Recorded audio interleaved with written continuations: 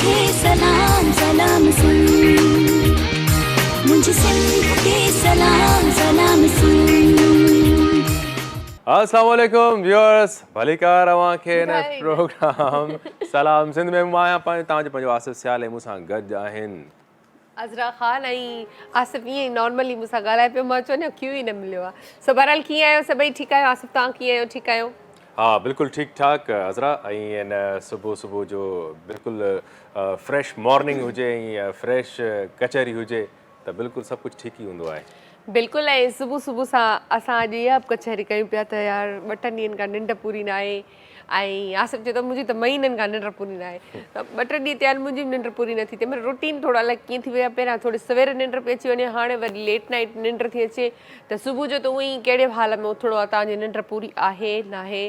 पर के छा बि वजह हुजे, माना निंड्रूं पूरियूं हुजनि न हुजनि, टायर्ड जो छा बि हुजे, पर सुबुह जी तव्हां सां जेका मुलाक़ात करण वारी एक्साइटमेंट हूंदी आहे न, उनजो को मतिलबु मां ज़हन में बुआ फिरंदी रहंदी आहे सॼी राति। ऐं इहो हूंदो आहे टेंशन त सुबुह जो कहिड़े तरीक़े सां वञिणो आहे, पोइ हाणे निंड पूरी हुजे या न हुजे। बाक़ी इहो आहे त निंड वाक़ई जॾहिं पूरी करे माण्हू उथंदो आहे त पोइ फ्रेश हूंदो आहे। ऐं जॾहिं निंड पूरी न आहे हूंदी त पोइ जेको आहे न, छा चवंदा आहिनि सिंधी में, पारूथा थी उथंदा आहियूं। मतिलबु ईअं ई लेज़ी बसि। पोइ जॾहिं ईअं थींदो आहे कॾहिं की माण्हू सुस्तु थी वेंदो आहे न, पोइ बचपन जी हिकिड़ी हर कंहिं सां इहो जंहिं हर कंहिं एक्सपीरियंस कयो हूंदो, जॾहिं निंड ते वॾा उथारींदा, उथो बाबा नमाज़ ते उथो। त पोइ मां एॾो नोटी हूंदो हुउमि, बल्कि असां सिबलिंग्स जेके हूंदा हुआसीं, पोइ जॾहिं नमाज़ ते असांखे बाक़ाइदा जीअं न हिकु दफ़ो त माना प्यार सां उथारींदा, ॿियो दफ़ो थोरो दड़को, पोइ माना हीअं बाबा उथारींदो उथो नमाज़ पढ़ो। पोइ असां बि ॾिंगा हूंदा हुआसीं ॾाढा। पोइ नमाज़ कीअं त बाबा जीअं ऑफिस लाइ तयारु थींदा, पोइ असां वरी सजदे में ई निंड कंदा हुआसीं त जीअं त नमाज़ हले पई, लंबो सजदो था ॾियनि, वॾी कचहरी पई हले तव्हांजे लाइ। सो बहरहाल हूअं चवंदा विया आहिनि सजदो जेको आहे उहो तवील कजे, लंबो कजे। उहो असां हिकु त मतिलबु तव्हां पंहिंजी दुआऊं बि घुरी सघो था सजदे में। ॿियो वरी सजदो जेको आहे उहो फेस लाइ बि ॾाढो सुठो हूंदो आहे। चवंदा आहिनि ब्लड सर्कुलेशन थींदी आहे उन सां। ऐं जेके निमाज़ी हूंदा आहिनि उन्हनि जो वाक़ई चहिरो बि जेको आहे चमकंदो रहंदो आहे। त उअं ई बि अलाह साईं जे तरफ़ां हिकिड़ो नूर ईंदो आहे। ऐं सजदे जा इलाही फ़ाइदा आहिनि। सजदे लाइ त पोइ उन में वेंदासीं त चवंदा आहिनि त तव्हांखे ख़बर हुजे सजदे जी अहमियत, त हिकिड़ी बि निमाज़ न छॾियो। अलाह साईं अहिड़ो करे सभिनी खे। ऐं बिल्कुलु। ऐं सुबुह जी ॻाल्हि कयूं, सुबुह जो माण्हू जेको सुठो रूटीन सां सवेल उथे पियो, ख़ासि करे सुबुह जी नमाज़ वाक़ई पढ़े पियो, त सुबुह जी नमाज़ जूं वाइब्स जेके आहिनि, मां सम्झा पियो जेके असरात आहिनि तव्हांजा शाम ताईं रहंदा। बिल्कुलु। ऐं जीअं ॾिसो चवंदा आहिनि निमाज़ त फ़र्ज़ु आहे असां ते 5 ई वक़्त। के माण्हू जेके अलाह जा ख़ासि बंदा आहिनि उहे तहजुद बि पढ़ंदा आहिनि। नमाज़ त फ़र्ज़ु आहे, पढ़णु खपे। पर 2 निमाज़ूं आहिनि जेकी माना उनजी अञा वधीक अहमियत ऐं वैल्यू आहे। निमाज़ जी त उअं ई आहे, पर मतिलबु सवाबु चई छॾिजे, सवाबु आहे। उहा आहे हिकिड़ी फजर जी, ॿियो 3 पहिरीं वारी निमाज़ असर जी। त इहे निमाज़ूं ॿई अलाह साईं खे वधीक प्यारियूं आहिनि, क़रीब आहिनि, पढ़णु घुरिजनि। ऐं असां जेको आहे पंहिंजे लेज़ीपन में न आहियूं पढ़ंदा। ऐं हक़ीक़त आहे असां मुस्लमान जे त 7 साल 6 साल जे ॿार खां वठी असां ते फ़र्ज़ु थी वेंदी आहे नमाज़। पर जेको आहे बसि अलाह साईं माफ़ु कंदो, 5 वक़्त निमाज़ पढ़ण जो पाबंद अञा न आहियूं थिया। कोशिशि कंदा आहियूं नमाज़ पढ़ण जी, पर जीअं हाणे 5 वक़्त टीवी ते वेही चऊं त न 5 वक़्त पढ़ंदा आहियूं, कोन 5 वक़्त कोन, बाक़ी पढ़ंदा आहियूं।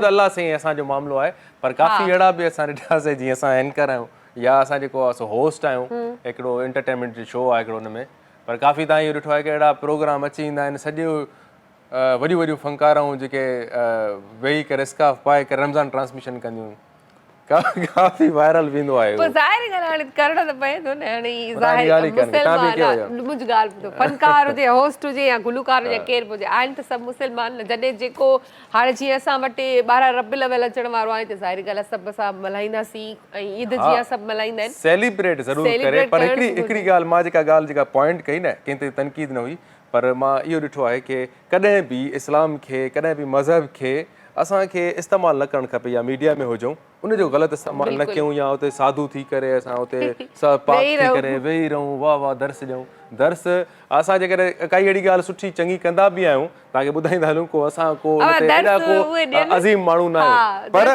उन में इहो आहे की उहा शइ हूंदी आहे जेका असां पाण सिखण जी कोशिशि कंदा आहियूं जेका असां पाण ॿुधी आहे ऐं जेका सुठी ॻाल्हि आहे उहा पंहिंजे लाइ बि हूंदी आहे ऐं तव्हां ताईं उहा पुॼाइणी हूंदी उहा ई ॻाल्हि आहे दर्स उहे ॾियनि जिन खे नॉलेज हुजे इहे वेही हरू भरू ॻाल्हाइण इहो बि माना सही कोन हूंदो बाक़ी हिदायत जेका आहे अलाह साईं ॾींदो आहे ॾींदो न असांखे पंजे ई वक़्तु नमाज़ पढ़ण जी सो बहरहाल अॼु कहिड़ो डे आहे Asif international day of university sports वाह वाह ॾिसो जीअं असां सिंगा सिहत जी ॻाल्हि कई सुबुह जी जेकर नमाज़ जी ॻाल्हि पिया कयूं उथण जी ॻाल्हि पिया कयूं हेल्थ जी ॻाल्हि पिया कयूं त ऐं रूहानियत जी ॻाल्हि पिया कयूं उते असांखे जिस्मानी भी जेको आहे सो एक्टिविटी खपे पई उहा आहे स्पोर्ट्स बिल्कुलु तव्हां केतिरियूं रांदियूं खेॾियूं पंहिंजे स्कूल में कॉलेज में मां शुरूआत जेका कई हाइड एंड सीक खां लिक छिप अंडो एक्सप्रेस अंडो एम्प्रेस अला एक्सप्रेस उहो हाणे विसरी वियो आहे सो अॻु में लिकण जूं जायूं घणियूं हूंदियूं त हाणे त माना लिकण जूं जायूं घटि थी वियूं आहिनि तंहिं करे लिकूं बि कोन था हाणे हा हाणे त सरियाम अची विया तव्हां टीवी ते वेठा हो घर में बि माना असांखे चवंदा आहिनि तव्हां जिथे किथे तव्हां छो आहियो भला मतिलबु मोबाइल ते ॾिस तव्हां अची था वञो यूट्यूब ते असांजो प्रोग्राम अची वेंदो आहे डेली वरी टीवी खोलियो त बि तव्हां अची था वञो काएड ॾिसो त बि आसिफ वेठो आहे हर जॻह ते माशाल्लाह माशाल्लाह सो बहरहाल माना वाक़ई में रांदियूं जेके आहिनि सिहत जे लाइ इलाही ज़रूरी हूंदियूं आहिनि फिटनेस लाइ ख़ासि तौर ते फिटनेस लाइ ऐं ख़ासि तौर ते घणा छोकिरा जेके आहिनि उहे रांदियुनि में दिलचस्पी रखंदा आहिनि छोकिरा घणियूं गेमूं खेॾंदा आहिनि बनिस्बत छोकिरियुनि जे पर अॼुकल्ह छोकिरियूं बि जेको आहे कंहिंखां घटि कोन आहिनि उहे बि हर स्पोर्ट्स में जेको आहे हिसो वठनि थियूं जंहिं उन में दिलचस्पी आहे पर सिहत जे हवाले सां अगरि चऊं त जेको आहे उहा रांदियूं ज़रूरी हूंदियूं आहिनि जेको ॿारु खेॾंदो आहे या हरकत जेका मूवमेंट हूंदी आहे न ॿार जी उहो तव्हांखे ॿुधाईंदी आहे त हीउ ॿारु केतिरो एक्टिव आहे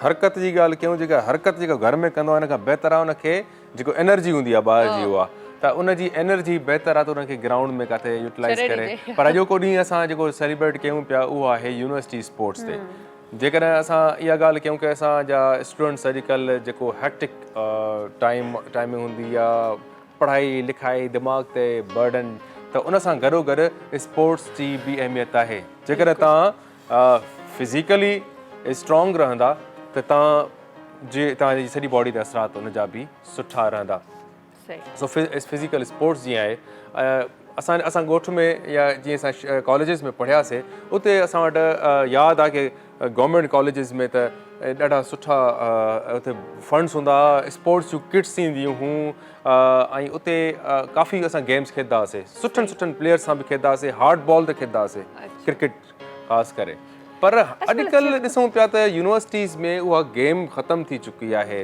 रांदियूं ख़तमु थी चुकियूं आहिनि अच्छा छोकिरनि खे भला रुगो क्रिकेट जो ई क्रेज़ छो हूंदो आहे मां हर छोकिरे खे ॾिठो आहे मतिलबु उहा पंहिंजी रांदि जी शुरूआति ई बैट बॉल खां ऐं मां इन शइ ते पहिरियों एग्री कयां पियो ऐं इन शइ ते एतिराज़ बि कयां पियो की वाए जस्ट क्रिकेट हा रुगो क्रिकेट ऐं क्रिकेट मूंखे जेसि ताईं वणंदी बि आहे त उते क्रिकेट मूंखे किथे किथे लॻंदो आहे की वेस्ट ऑफ टाइम बि आहे उहो इन सेंस में की ख़ासि करे टेस्ट क्रिकेट माण्हू चवंदा आहिनि की यार वॾी प्रोफेशनल जेको आर्ट हूंदो आहे प्लेयर हूंदो आहे उहो टेस्ट क्रिकेट खे कंदो आहे पर मां सम्झां पियो त टेस्ट क्रिकेट जहिड़ो वेस्ट ऑफ टाइम आहे न किथे बि न आहे अच्छा वॾे में वॾी हेल्दी गेम जेका मूंखे लॻंदी आहे उहा आहे फुटबॉल आहे ऐं टेनिस आहे उहे गेम्स इलाही हेल्दी आहिनि स्क्वाश आहे इहे गेम्स आहिनि बाक़ी क्रिकेट में त हिकिड़ो बैटिंग ते बैट्स में बैटिंग जॾहिं अचे थी त हिकिड़ो त माना 11 नंबर ते वेठो आहे 10 नंबर ते वेठो आहे जेको हुनजो जॾहिं वारो अचे त ठीकु आहे खेॾंदो न त न फील्डिंग ते बि जॾहिं बॉल अचेसि त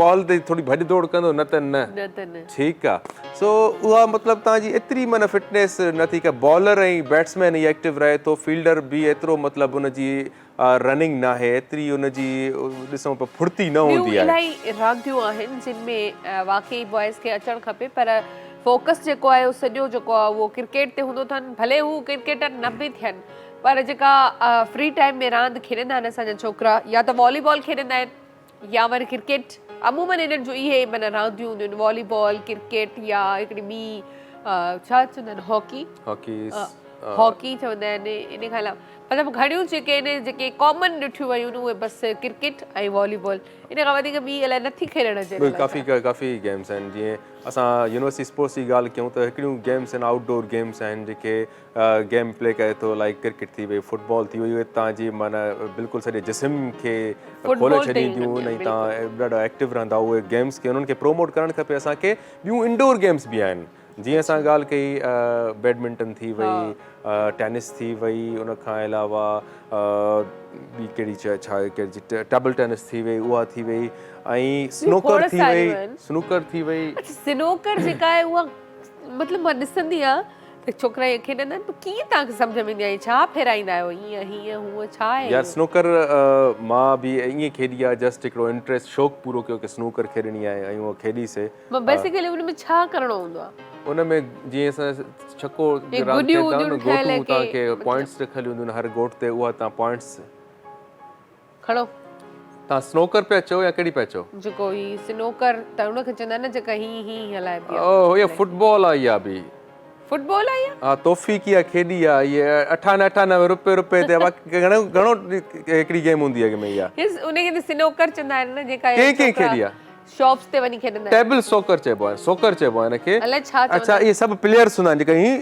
टेबल हूंदी आहे इहो छा कंदा आहिनि मतिलबु उनखे करिणो छा हूंदो आहे इन में तव्हांखे जेका बॉल ईंदी आहे इनखे बचाइणो हूंदो आहे गोल खां तव्हांजी टीम हूंदी आहे हिकिड़ो ॿियो मुखालिफ़ तव्हांजो हिकिड़ो प्लेयर आहे उहो तव्हां सां गॾु खेॾंदो आहे उहो अपोज़िट तव्हांजे बीठो हूंदो पोइ सभु को पंहिंजी टीम सां जीअं गोल हूंदो आहे रूल आहे तव्हांखे उहो बचाइणो आहे पंहिंजी गोल खे तव्हां इहे त असां जेको आहे सो मूंखे ख़बर आहे अटारी गेम्स हूंदियूं उते इहे इंस्टॉल थियल हूंदो तव्हां इहे शॉप्स ते हाणे बि ॾिठियूं छोकिरा खेॾंदा आहिनि कहिड़ी शॉप ते ॾिठियूं अथव हाणे डेली हर शॉप ते असांजे त मूंखे लॻे थो तव्हां बचपन में इहे कम बि कया आहिनि टॉम बॉय रहिया आहियो ऐं तव्हां निकिरी ईंदा सची में हैदराबाद में असांजे घर जे साम्हूं आहिनि हिते कराची में असांजे घर जे साम्हूं बल्कि हेठि खेॾंदा आहिनि असां गैलरी में ॾिसंदा आहियूं पोइ हाणे व्यूअर्स ॾिसो हे प्रोग्राम एंड थिए थो त ज़रा खे नोट कयो न मोहल्ले में काशते गेम त कान थी खेॾण वञे सोकर गेम मां न खेॾंदी छोकिरा खेॾंदा आहिनि मां ॾिसंदी आहियां सिर्फ़ु अच्छा तव्हां ॾिसंदा मां अॼु ताईं हक़ीक़त में का बि गेम कोन खेॾी आहे मूंखे कोई हो आहे ई न मां ख़बर अथव घणी कहिड़ी रांदि खेॾंदी आहियां तव्हां छो चवंदा हो की छा अहिड़ो कयां जो सनी थी वञा इहो ई त मसइलो आहे सची में न मां वॉक थी कयां नई काई ॿी एक्सरसाइज़ मतिलबु मां हीअं थींदी पई वञा पर मां थी वेंदमि हीअं को टेंशन न न उहो टेंशन न आहे इहो त हिकिड़ी मज़ाक था कयूं ऐं हक़ीक़त आहे की गेम्स हुजणु खपनि तव्हां ऐं असांखे मूंखे ॾाढी वणंदी चेस जी गेम हूंदी आहिनि टाश गेम हूंदी आहे पर बचपन में असांखे यादि आहे की असांजे घर में इनखे एतिरो त इन सां मतिलबु नफ़रत कई वेंदी वॾा असांजा इनखे जॾहिं बि ॾिसंदा चवंदा जुआरी थींदे हालांकि जुआ जो हुन सां को तालुक न आहे जुआ त पोइ क्रिकेट थी सघे थी जुआ त ॿी बि स्पोर्ट्स थी सघे थी छक्को इहो रांदि लूडो इन ते बि एतिराज़ कंदा त छके वारी रांदि जेका आहे न खेॾो उहा सही न हूंदी आहे घर में ताश सही न हूंदी आहे बिलोर वारी रांदि सही न हूंदी आहे बाक़ी रांदि कहिड़ी सही हूंदी आहे चलो हाणे असां ताश ते ॻाल्हायूं था छकनि ते बि ॻाल्हायूं था पर ब्रेक जो टाइम थी वियो आहे ठीकु आहे व्यूअर्स हलूं था ब्रेक जी तरफ़ मुंहिंजी सिंध खे सलाम सलाम मुंहिंजी सिंध खे सलाम सलाम वेलकम बैक व्यूअर्स हिकु दफ़ो ॿीहर तव्हांखे सलाम सिंध जी हिन ख़ूबसूरत ट्रांसमिशन में भलीकार पिया अचूं ऐं जीअं त तव्हां सां असां डिस्कस कयूं पिया की स्पोर्ट्स डे आहे यूनिवर्सिटी स्पोर्ट्स डे आहे इंटरनेशनली इहो सेलिब्रेट कयो वञे पियो ऐं इहो छो असांजे लाइ असांजी ज़िंदगी में ज़रूरी आहे पढ़ाई सां गॾोगॾु उन जा तव्हांखे असां इंट्रोडक्शन में फ़ाइदा त ॿुधायासीं पर असां सां गॾु उहे अॼु महिमान आहिनि जेके उहे कॉलेज ऐं यूनिवर्सिटी जे उन सिस्टम खां वाक़ुफ़ु आहिनि ऐं उन्हनि खां बि पुछंदासीं त स्पोर्ट्स केतिरी ज़रूरी आहे असांजे इदारनि में इंस्टीट्यूशन्स में सो उहे बि उन ते रोशनी विझंदा सो असां हलूं पिया उन्हनि जे तारुफ़ जी तरफ़ सभ खां पहिरियां असां सां गॾु महिमान आहिनि जिन जो professor associate professor doctor Abdul Jabbar Dahiri साहब तव्हां साईं Jamia Millia government college of education Malir जी साईं में हूंदा आहियो ऐं नेक्स्ट असांजा जेके गेस्ट आहिनि उन्हनि जो तारुफ़ कराईंदो हलां की मोहम्मद जावेद ख़ान साहब टीचर आहिनि लेक्चरर आहिनि educational electronic government Jamia Millia polytechnical college Malir तव्हां टेक्निकल एजुकेशन जे हवाले सां तव्हां जेको आहे तव्हांजी सर्विसिस आहिनि सो हलूं था इन्हनि सां क्वेश्चन्स कंदासीं खोड़ सारियूं जेके ॻाल्हियूं आहिनि जेके असां बि पुछंदासीं इन्हनि खां ऐं जेके कोई दोस्त जेके ॾिसनि पिया जेके व्यूअर्स असांजो जेके शामिलु थियणु चाहिनि पिया हिन प्रोग्राम में कोई बि उन्हनि जे ज़हन में क्वेश्चन अचे पियो त उहे बि इन प्रोग्राम में कॉल जे थ्रू शामिलु थी सघनि था। बिल्कुलु। अच्छा आसिफ़, जीअं ॻाल्हि हले पई international day of university sports जी, त ज़ाहिरी ॻाल्हि आहे असां वटि जेके महिमान वेठा आहिनि उहे बि असांखे वधीक ॿुधाए सघनि था त यूनिवर्सिटीज़ में या असांजे कॉलेजिस में स्पोर्ट्स जेका आहे उहा छो ज़रूरी आहे ऐं जॾहिं असां पढ़ंदा हुआसीं या तव्हां पढ़ंदा हुआ तॾहिं स्पोर्ट्स जी छा सूरत हाल हुई ऐं हिन वक़्तु यूनिवर्सिटीज़ में स्पोर्ट्स जी छा सूरत हाल आहे, उहो सर खां पुछंदासीं। पहिरियां स्टार्ट वठंदासीं डॉक्टर अब्दुल जब्बार ॾाहिरी साहिब खां। जीअं ऐं ॻाल्हि कई पहिरियां त सभ खां पहिरियां त वेलकम, तव्हां आयो, तव्हांजी महिरबानी। स्पोर्ट्स छो ज़रूरी आहे असांजे लाइ? स्पोर्ट्स इंसान जी शख़्सियत जी नशोनुमा लाइ तमामु घणो ज़रूरी आहे। सही। जेकॾहिं तव्हां स्पोर्ट्स जी अहमियत खे ॾिसंदव त इंसान जी जेका हिकिड़ो त जेका फिज़िकल डेवलपमेंट आहे, जेकी तबई नशोनुमा आहे, उन जे लाइ स्पोर्ट्स तमामु घणो ज़रूरी आहे। छो जो जेको ॿार स्पोर्ट्स या रांदियूं खेॾे थो उहो जिस्मानी तौर ते उनजी नशोनुमा थिए थी ऐं जिस्मानी तौर ते हू मज़बूत थिए थो ऐं ईंदड़ ज़िंदगी में जेका उनखे महिनत करणी पवे थी उन जे लाइ रांदियुनि जे ज़रिए हू तयारु थिए थो। ॿी जेका अहम ॻाल्हि इहा आहे त असां खे अलाह साईं इंसान तौरु पैदा कयो आहे। असांजी जेका शख़्सियत आहे उन जी जेका नशोनुमा आहे उन जो घणो करे जेको इन्हिसार आहे उहो असांजी तरबियत ते आहे। हाणे हिकिड़ी असांजी तरबियत उहा आहे जेका थिए थी घरनि में थिए थी, तालीम इदारनि में थिए थी ऐं उहा तरबियत मुंहिंजे वेझो वधीक अहम आहे जेका रांदियुनि जे मैदान में थिए थी। जेको माण्हू रांदि खेॾंदो आहे त उहो मुक़ाबले जी फ़िज़ा में हूंदो आहे। जॾहिं मुक़ाबले जी फ़िज़ा में हूंदो आहे त हू शिकस्त कॾहिं क़बूल न कंदो आहे, पर रांदि में शिकस्त न थिए इहो कॾहिं थी कोन थो सघे। तव्हां जेकॾहिं जहांगीर ख़ान जहिड़े अज़ीम प्लेयर स्क्वैश ते अचो जेको 555 मैचूं खेॾियो, नेठि बिलाख़िर 1986 जे वर्ल्ड ओपन जे फाइनल में पेरिस में रास नार्मन जे हथां पहिरियां 2 सेट खटे बि 3 सेट मुसलसिल हाराए पंहिंजी जेका उहा पोज़ीशन ई विञाए वेठो। शिकस्त थींदी आहे। हाणे शिकस्त खे तव्हां क़बूल कीअं था कयो? जेको मुख़ालिफ़ तव्हांखे शिकस्त ॾिए थो उन खे तव्हां क़बूल कीअं था कयो? त जॾहिं तव्हां रांदियूं खेॾो था त तव्हांजी जज़्बाती नशोनुमा थिए थी, तव्हांजी ज़हनी नशोनुमा थिए थी ऐं तव्हां शिकस्त खे क़बूल करणु सिखो था ऐं जॾहिं तव्हांखे शिकस्त थिए थी त तव्हां पंहिंजे जज़्बात ते क़ाबू रखो था। तव्हां ॾिसो न हाणे क्रिकेट खे, मौजूदा क्रिकेट खे ॾिसो, जेतोणीकि दुनिया में जेके अॼुकल्ह 3 आहिनि मुख़ालिफ़, हिकु पाकिस्तान हिंदुस्तान, पाकिस्तान अफ़गानिस्तान, ॿियो जेको आहे ऑस्ट्रेलिया ऐं इंग्लैंड। शिकस्त थींदी आहे, फ़तह थींदी आहे, पर उहे जॾहिं मैच खां पोइ हिक ॿिए सां मिलंदा आहिनि त उहे प्यार सां, इज़त सां, पंहिंजाइप सां मिलंदा आहिनि।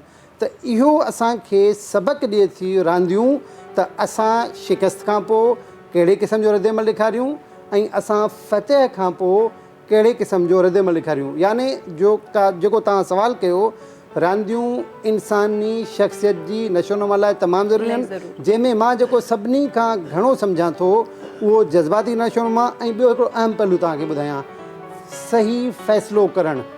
छाकाणि ज़िंदगी में सही फ़ैसिलनि करण जी वॾी अहमियत हूंदी आहे ऐं मुंहिंजी जेका राय आहे त हिकिड़ो जेको रांदीगर हूंदो आहे उहो मुख़्तलिफ़ ख़राबु सूरत खां गुज़रंदो आहे त उन में हिकिड़ी सलाहियत पैदा थींदी आहे जंहिंखे असां चई सघूं था वक़्त ते दुरुस्त फ़ैसिला करणु। तमाम बेहतरीन तरीके से सही इन शे के एड्रेस किया है।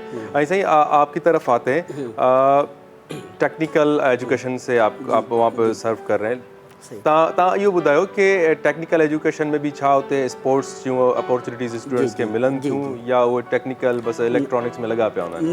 न असांजा 276 इदारा आहिनि, government college of technology, polytechnic and vocational ऐं Sindh board of technical education तरफ़ां बाक़ाइदा इन जो स्पोर्ट्स वीक असांजे टाइम टेबल में शामिल आहे। जनवरी में 1 वीक असां जेको न सेलिब्रेट कंदा आहियूं। हुन में घटि में घटि 10 गेम एथलेटिक्स, जंहिंमें 100 मीटर 200 मीटर शॉट पट, डिस्कस थ्रो, जेवलिन, ऐं ॿिए तरफ़ां जेको आहे न football, cricket, table tennis, badminton, indoor game. असांजा घणेई कॉलेजनि में जेके जिम्नेज़ियम बि आहिनि।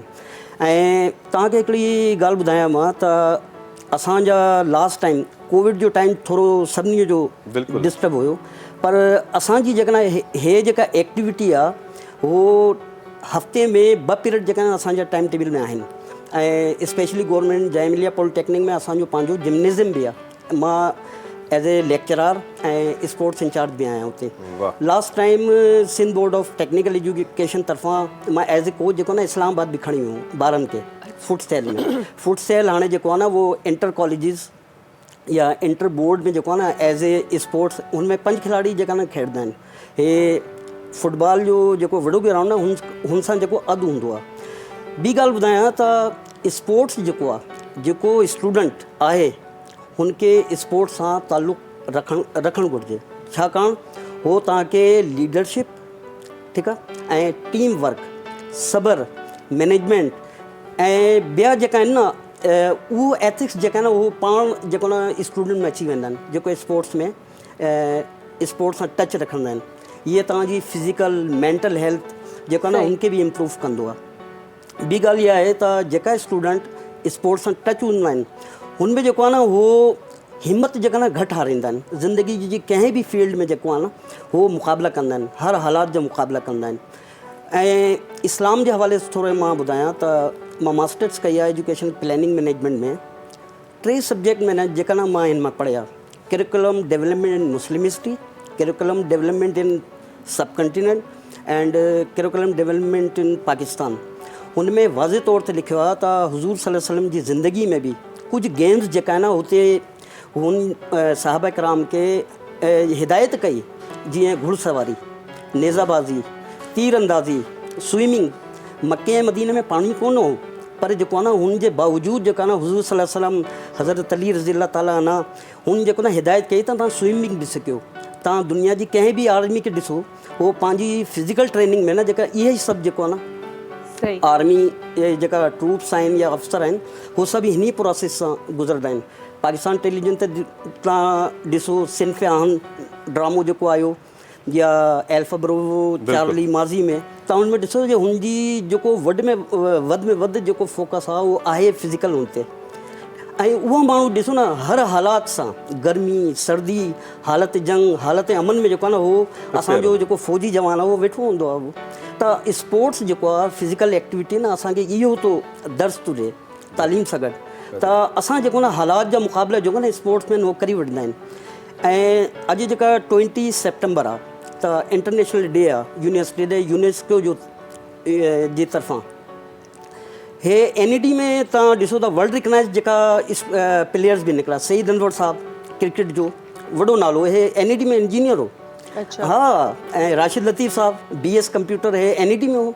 ऐं हिन सां जा एशियन चैम्पियन आहे जेका न स्विमिंग जा उहो बि NED जा निकिता आहिनि, कराची यूनिवर्सिटी ॿिया आहिनि। पंहिंजे दौर जी मां ॻाल्हि ॿुधायां 80s जी, सखर शहर सां मुंहिंजो ताल्लुक़ु आहे त प्राइमरी लेवल सां ई जेको आहे न हे स्पोर्ट्स एक्टिविटी, स्पोर्ट्स वीक जेका न असां स्कूलनि में थींदी हुई।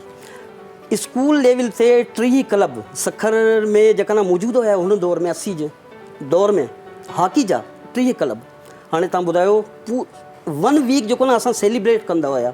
हे ज़रूरी न आहे त यूनिवर्सिटी, असांजी सोसाइटी में नशो वधी वियो आहे, ठीकु आहे न। हे जेका मोबाइल जो, नेट जो, असांजी न्यू जनरेशन जेको न वधि में वधि टाइम हुनखे थो ॾिए त तव्हांखे उनखे फिज़िकल हेल्थ जे लाइ हे ज़रूरी आहे त असां जेका ग्राउंड खे जेका न आबाद कयूं, स्कूल की सतहूं खां।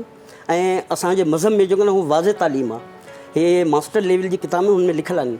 अच्छा, जीअं तव्हां ॻाल्हि कई त जेके स्पोर्ट्स सां ताल्लुक़ु रखंदा आहिनि ॿार, उहे फिज़िकली या मेंटली जेको आहिनि फिट हूंदा आहिनि, या उन्हनि में विल पावर जेको आहे ॿियनि माण्हुनि खां बनिस्बत वधीक हूंदो आहे। तव्हां छा था ॾिसो एतिरे जीअं 80 जी तव्हां ॻाल्हि कई त तव्हां छा था ॾिसो त अॻियां जेको अॻियो दौर हुयो उन में स्पोर्ट्स जो वधीक हिकिड़ो शऊर हुयो त स्पोर्ट्स खेॾणु खपे, रांदियूं खेॾणु खपनि, या हाणे वधीक आहे? ऐं जेकॾहिं हाणे वधीक आहे त स्टूडेंट्स जी दिलचस्पी तव्हां केतिरी था ॾिसो? हाणे त सहूलियतूं बि खोड़ सारियूं अची वियूं आहिनि, त स्टूडेंट्स जी दिलचस्पी केतिरी आहे हाणे? हा, उहो घटिजी थी वई आहे, उहो घटि थी वई आहे। हा, हे घटि थी वई आहे। ऐं ॿी ॻाल्हि ॿुधायां मां त पहिरें स्कूल जी सतह से या मां असांजे कॉलेज में टेक्निकल में डायरेक्टर फिज़िकल एजुकेशन हूंदा हुया। हाणे जेको न घणे अरसे खां पोइ उनजी अपॉइंटमेंट कोन थी आहे। ऐं जनरल एजुकेशन में पाकिस्तान में 32 बोर्ड आहिनि। 32 बोर्ड में जेका जनरल एजुकेशन में हुते उहो फिज़िकल एजुकेशन जा जेका न डायरेक्टर फिज़िकल एजुकेशन रखंदा आहिनि ग्रेड 16-17 में। ऐं हिन जे लाइ मां ॿुधाए छॾियां त हे कराची यूनिवर्सिटी जेको आहे हुते बाक़ाइदा डायरेक्टर फिज़िकल एजुकेशन में मास्टर्स बि थींदो आहे, एम फिल बि थींदो आहे। त इहे फैसिलिटीज़ असांजे हिन शहर में ऐं खैरपुर यूनिवर्सिटी आहे जा त हुते बि जेका न स्पोर्ट्स सां गॾु जेको आहे न ग्रेजुएशन मास्टर जा कोर्स आहिनि हुते। त सोसाइटी में घर में 5 ॿार आहिनि त घटि में घटि हिकिड़ो ॿारु जेको आहे न उहो जेको न स्पोर्ट्स सां रिलेटेड जेका ग्रेजुएशन मास्टर आहे, हे जब्बार डारी साहिबु जेको आहे न हिन जो तालुक़ बि कराची यूनिवर्सिटी सां ऐं आहे। त हुन फील्ड में न वधि में वधि माण्हू जेका आहिनि न स्टूडेंट हुते बि वञनि ऐं ऑटोमेटिक जेका न सोसाइटी में अवेयरनेस थींदी। ऐं हे जेको नशे वारी लत थी वई आहे असांजी साईं ॾाढी यूनिवर्सिटीज़ में त ॾाढी कॉमन थी वई आहे। तौर ते जेकॾहिं तव्हांजी तरफ़ से मां थोरो हिन ॻाल्हि खे अॻिते वधायां। ॾिसो न, जॾहिं असां नंढड़ा हूंदा हुआसीं, तव्हां ॿुधो जंहिं मां तव्हांखे पंहिंजी ॻाल्हि ॿुधायां त मां को 8-9 सालनि जी उमिरि खां वठी क्रिकेट खेॾणु शुरू कई आहे। ऐं अल्हम्दुलिल्लाह हिन महिल मुंहिंजी उमिरि 52 साल थी वई आहे, पर मां अञा बि उन ई स्पिरिट सां क्रिकेट खेॾंदो आहियां। क्रिकेट खेॾण खां सवाइ मां ताश, लूडो, शतरंज, हॉकी, फुटबॉल, इहे रांदियूं असां खेॾियूं आहिनि। हाणे जो जेको ॿारु आहे या उन सां मसइलो छा आहे जो घर में वॾा मोबाइल इस्तेमालु था कनि ऐं वॾा नंढे खे मसरूफ़ रखण लाइ या उहो रोए थो उनखे परचण लाइ मोबाइल था ॾियनि। जॾहिं तव्हां नंढड़े ॿार खे 2.5 साल जे ॿार खे, 1.5 साल जे ॿार खे, 2 साल जे ॿार खे, 3 साल जे ॿार खे मोबाइल ॾिनो ऐं जॾहिं उहो 8-9 सालनि जो थियो तव्हां उनखे मोबाइल ख़रीद करे ॾिनो, त तव्हां उनखे कमरे ऐं बेड या कुर्सी ताईं महदूद करे छॾियो। सही वक़्त जी ज़रूरत इहा आहे त तव्हां ॿार खे कमरे खां ॿाहिरि कढो, ॿार खे घर खां ॿाहिरि कढो, ॿार खे वठी अचो ग्राउंड ते, मैदान ते। जॾहिं ॿारु मैदान ते ईंदो त हू मुतहरिक थींदो, हू रांदियुनि में हिसो वठंदो। तव्हां जेका ॻाल्हि की न नशे जी, मुंहिंजो असुलु ॻोठु आहे ट्रिगबाला। जॾहिं असां नंढा हूंदा हुआसीं त असां नशे जो ज़िक्र ईअं ॿुधो हो त को भंग पीअंदो हुयो या इतफ़ाक़ सां को ज़रो चर्स जो इस्तेमालु कंदो हुयो। हाणे जेका मां ट्रिगबाला जी सूरत हाल ॿुधां बि थो त जेको नौजवान तबिको आहे, ख़ासि तौर ते 12-13 खां मथे 18-20 ताईं ॾाढी वॾी तादाद में नशे में मुब्तला थी विया आहिनि। हाणे उहो नशे में छो मुब्तला थी विया आहिनि त उन्हनि खे अहिड़ी एक्टिविटी मिले ई कान थी जंहिंमें हू मसरूफ़ रहनि, जंहिंमें हुननि जी सुठी संगत पैदा थिए। मां तव्हांखे ॿुधायां त जेका सुठी संगत आहे न उहा इंसान जे लाइ ऑक्सीजन वांगुरु ज़रूरी आहे। ऐं जॾहिं इंसान खे बुरी संगत मिले थी त पोइ इंसान जी सूरत हाल उहा ई आहे जॾहिं ऑक्सीजन न हूंदी आहे ऐं असांखे कार्बन डाइऑक्साइड गैस जज़ब करणी पवंदी आहे त इंसान आहिस्ता आहिस्ता मौत जी तरफ़ हलियो वेंदो आहे। ईअं ई बुरी संगत इंसान खे आहिस्ता आहिस्ता अहिड़े रस्ते ते वठी थी वञे जंहिं ते माइटनि लाइ त तबाही आहे ई आहे, पर उहो जेको नौजवान आहे उहो बि तबाह थी थो वञे। तव्हां कराची शहर खे ॾिसो, रोडनि ते, रस्तनि ते नौजवान ईअं पिया आहिनि नशे वारा, केॾो अफ़सोस थिए थो। पर असां हिन जो हिकिड़ो ॿिए एंगल बि ॾिसो, गवर्नमेंट जी बि का ज़िमेदारी आहे न। तव्हां मां जेॾीमहिल मलीर 15 खां मलीर हाल्ट खां लॻंदो आहियां त मूंखे छुगनि जी सूरत में 5-5, 8-8, 10-10 माण्हू नज़र ईंदा आहिनि, इंक्लूडिंग फीमेल्स बि आहिनि, इंक्लूडिंग फीमेल्स, बिल्कुलु फीमेल आहिनि। पर उन्हनि खे केरु रोकण वारो कोन्हे, केरु सम्झाइण वारो कोन्हे, केरु खणी इलाजु करणु कोन्हे। कराची में जेको अॼुकल्ह वॾे मां ॾाढा मसइला बि था हलनि, हिकिड़ो मेन होल ग़ाइबु थी था वञनि।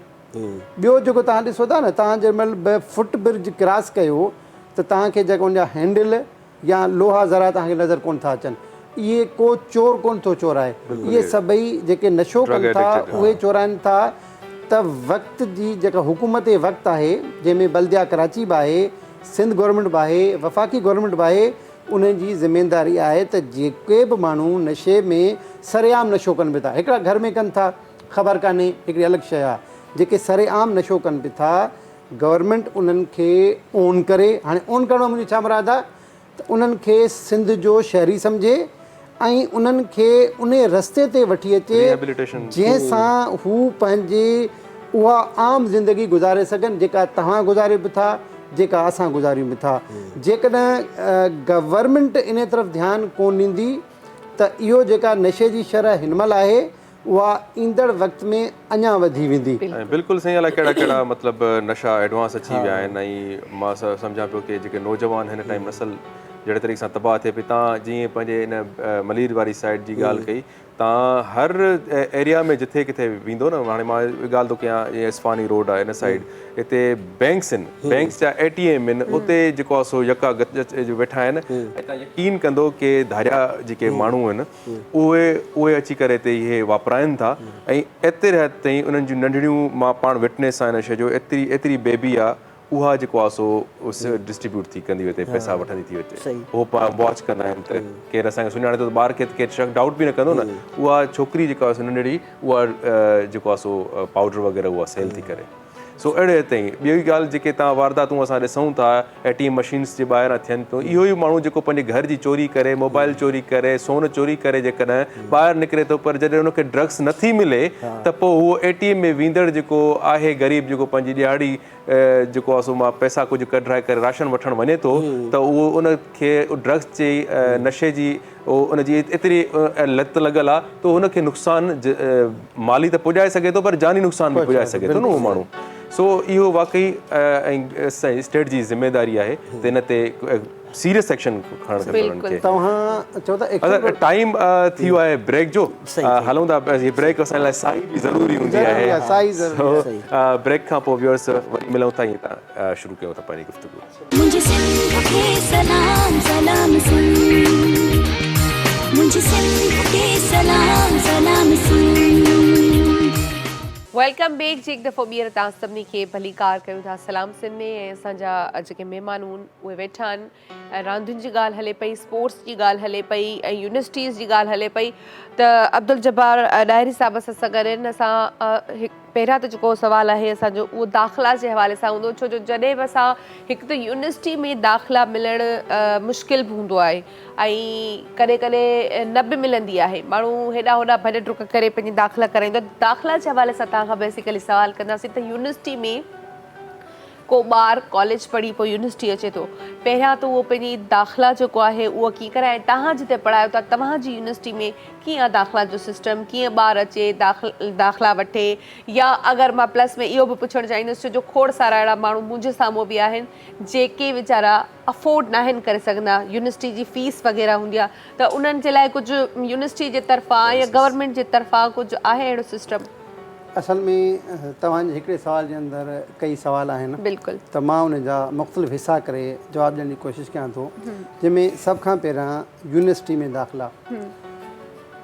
कराची शहर में बि हिनमहिल जो सरकारी तौर ते 3-4 यूनिवर्सिटियूं आहिनि, जंहिंमें हिकिड़ी यूनिवर्सिटी जेका मशहूरु मारूफ़ यूनिवर्सिटी आहे कराची यूनिवर्सिटी, हाणे लियारी में शहीद मोहतरमा बेनज़ीर भुट्टो जे नाले सां यूनिवर्सिटी क़ाइमु थी आहे।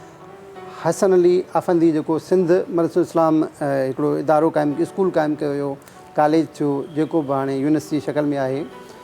या बाक़ी सिंध यूनिवर्सिटी आहे, ॿी यूनिवर्सिटी शाह लतीफ़ यूनिवर्सिटी आहे, उन्हनि सभिनी जो हिकिड़ो ई दाख़िला जो फॉर्मेट आहे। उहो इहो आहे त हू मख़सूस हर साल मख़सूस महीने में अख़बार में इश्तिहार ॾींदा आहिनि। इश्तिहार खां पोइ उन्हनि जी एंट्री टेस्ट थींदी आहे। एंट्री टेस्ट खां पोइ हुननि खे मार्कूं जेके हुननि जूं इंटर जूं मार्कूं हूंदियूं आहिनि या हुननि जूं ग्रेजुएशन जूं मार्कूं हूंदियूं आहिनि, ऐं प्लस में हू जेके टेस्ट में मार्कूं खणंदा आहिनि उन ते हुननि खे मुख़्तलिफ़ शोभा ॾींदा आहिनि। तव्हां ॿियो जेको सुवालु कयो त यूनिवर्सिटी में जेके ग़रीब ॿार आहिनि उन्हनि जी फैसिलिटी बिल्कुलु आहे, जंहिंखे असां स्कॉलरशिप चवंदा आहियूं। यूनिवर्सिटीज़ में स्कॉलरशिप जी सहूलियत हूंदी आहे त जेको ग़रीब ॿार आहे उहो दाख़िला जे टाइम ते न हूंदी आहे। दाख़िला वठण खां पोइ हू मुख़्तलिफ़ स्कॉलरशिप लाइ अप्लाई कंदो आहे, जंहिंमां हुनजी माली मदद थींदी आहे। हता की अलामा इक़बाल ओपन यूनिवर्सिटी जेका ओपन यूनिवर्सिटी आहे उन बि अहिड़े क़िस्म जी सहूलियत ॾिनी आहे त जेको ग़रीब शागिर्द आहे उन खे सहूलियत ॾेई सघिजे, उनजी जेका फ़ी आहे उहा घटि करे सघिजे।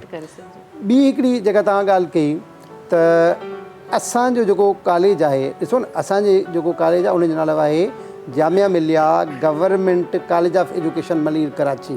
हाणे मां तव्हांखे ॿुधाईंदो हलां त को वक़्तु हुयो त सिंध में सिर्फ़ु 3 इदारा हुया जेके टीचर एजुकेशन फ़राहम कंदा हुया। हिकिड़ो असांजो इदारो, हिकिड़ो हाणे मौजूदु आहे जामिया मिलिया हुनमें फेडरल बी एरिया में, जंहिंजो नालो आहे government college of education federal B area Karachi. ऐं हिकिड़ो इदारो हुयो जेका सिंध यूनिवर्सिटी में ओल्ड कैंपस हुयो, उते जेका टीचर एजुकेशन थींदी हुई।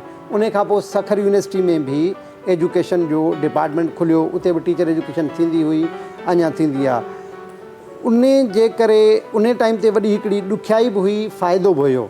ॾुखियाई कहिड़ी हुई? ॾुखियाई आहे त दाख़िला ॾुखियो मिलंदो हो, पर जेको बीएड थींदो आहे न उहो ॿ थींदो आहे, ॿ तरह जा हूंदा हुया। हिकिड़ो हूंदो हो प्री सर्विस, हिकिड़ो इन सर्विस। प्री सर्विस जो हूंदो त को बि माण्हू जेको ग्रेजुएट आहे उहो अचे दाख़िला वठंदो हो बीएड में। इन सर्विस उहा हूंदो त जेको प्राइमरी स्कूल जो उस्ताद, जेको जूनियर स्कूल टीचर जंहिंखे हाणे JEST चवनि था, ऐं हाई स्कूल टीचर जेके HST चवनि था, उहे जॾहिं बीएड कंदा हुया, जेको हाई स्कूल टीचर बीएड कंदो हुयो त उनखे 15 ग्रेड मां 16 मिलंदो हुयो। जेको JST कंदो हुयो उहो 14 मां 16 में हलियो ईंदो, ऐं जेको PhD कंदो हो जेको उन टाइम ते 7 ग्रेड में हूंदो उहो बि डायरेक्ट 16 में हलियो हूंदो। ऐं उन्हनि जूं पंहिंजूं मख़सूस सीटूं मुक़ररु हूंदियूं, ओतिरनि ई उस्तादनि जी दाख़िला थींदी हुई, होॾां हुननि जी रिज़ल्ट ईंदी हुई, ऐं रिज़ल्ट खां पोइ हुननि खे हिकिड़े तरीक़ेकार खां गुज़ारे इन्हनि उहिदनि ते फ़ाइज़ कयो हूंदो। पर हाणे ख़ासि तौर ते जॾहिं खां अलामा इक़बाल ओपन यूनिवर्सिटी खुली ऐं असांजे साबिक़ वज़ीर आज़म मियां मोहम्मद नवाज़ शरीफ़ प्राइवेट यूनिवर्सिटी खोलण जी इजाज़त ॾिनी, त हाणे प्राइवेट यूनिवर्सिटीज़ घणियूं अची वियूं आहिनि। उन जे करे टीचर एजुकेशन जा मौक़िया घणा थियनि। हाणे टीचर एजुकेशन में दाख़िला कॾहिं थींदी आहे ऐं उते प्रोग्राम कहिड़ा पढ़ाया वेंदा आहिनि, मां उन जे बारे में थोरो ॿुधायां। हिन वक़्तु जेको बीएड हले बि थो, अॻे जेको बीएड एमएड हूंदो हुयो उहो हाणे फेज़ आउट थी वियो आहे। अॻे जेको बीएड हो आमतौर ते 1 साल जो हुयो, एमएड 1 साल जो हुयो। हाणे higher education commission totally MEd ख़तमु करे छॾियो आहे। बीएड रिप्लेस ईअं थियो आहे त हिन वक़्तु 3 बीएड थियनि था। हिकिड़ो थिए थो बीएड ऑनर्स एलिमेंट्री 4 ईयर, जंहिंमें शागिर्द जेको 2nd क्लास हूंदो आहे उहो दाख़िला वठंदो आहे इंटर पास। ॿियो जेको बीएड आहे उनजो नालो आहे बीएड ऑनर्स सेकेंडरी 2.5 ईयर्स। उहो जेको ग्रेजुएट आहे 2nd क्लास उहो दाख़िला वठंदो आहे। ॿियो हिकिड़ो बीएड आहे, उनजो नालो बि सेम आहे, बीएड ऑनर्स सेकेंडरी, पर उन में उहो दाख़िला वठंदो आहे जेको MA MSc मतिलबु मास्टर डिग्री रखंदो आहे, ऐं उन जे लाइ 1.5 साल जो बीएड आहे।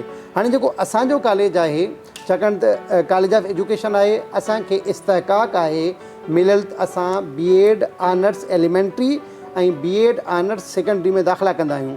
असां वटि हर साल नवंबर में दाख़िला शुरू कंदा आहियूं। ऐं ॿियो बि मां तव्हांखे ॿुधायां त कराची में ॿिया बि कॉलेजिस आहिनि जिन खे चयो वेंदो आहे government elementary college of education.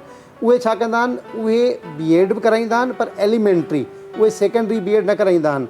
ऐं उन खां सवाइ जेको माण्हू 4 साल लाइ बीएड में दाख़िला वठंदो आहे, 2 साल पढ़ी जॾहिं छॾींदो आहे त उनखे AD चइबो आहे। उहा डिग्री बि हू ऑफर कंदा आहिनि।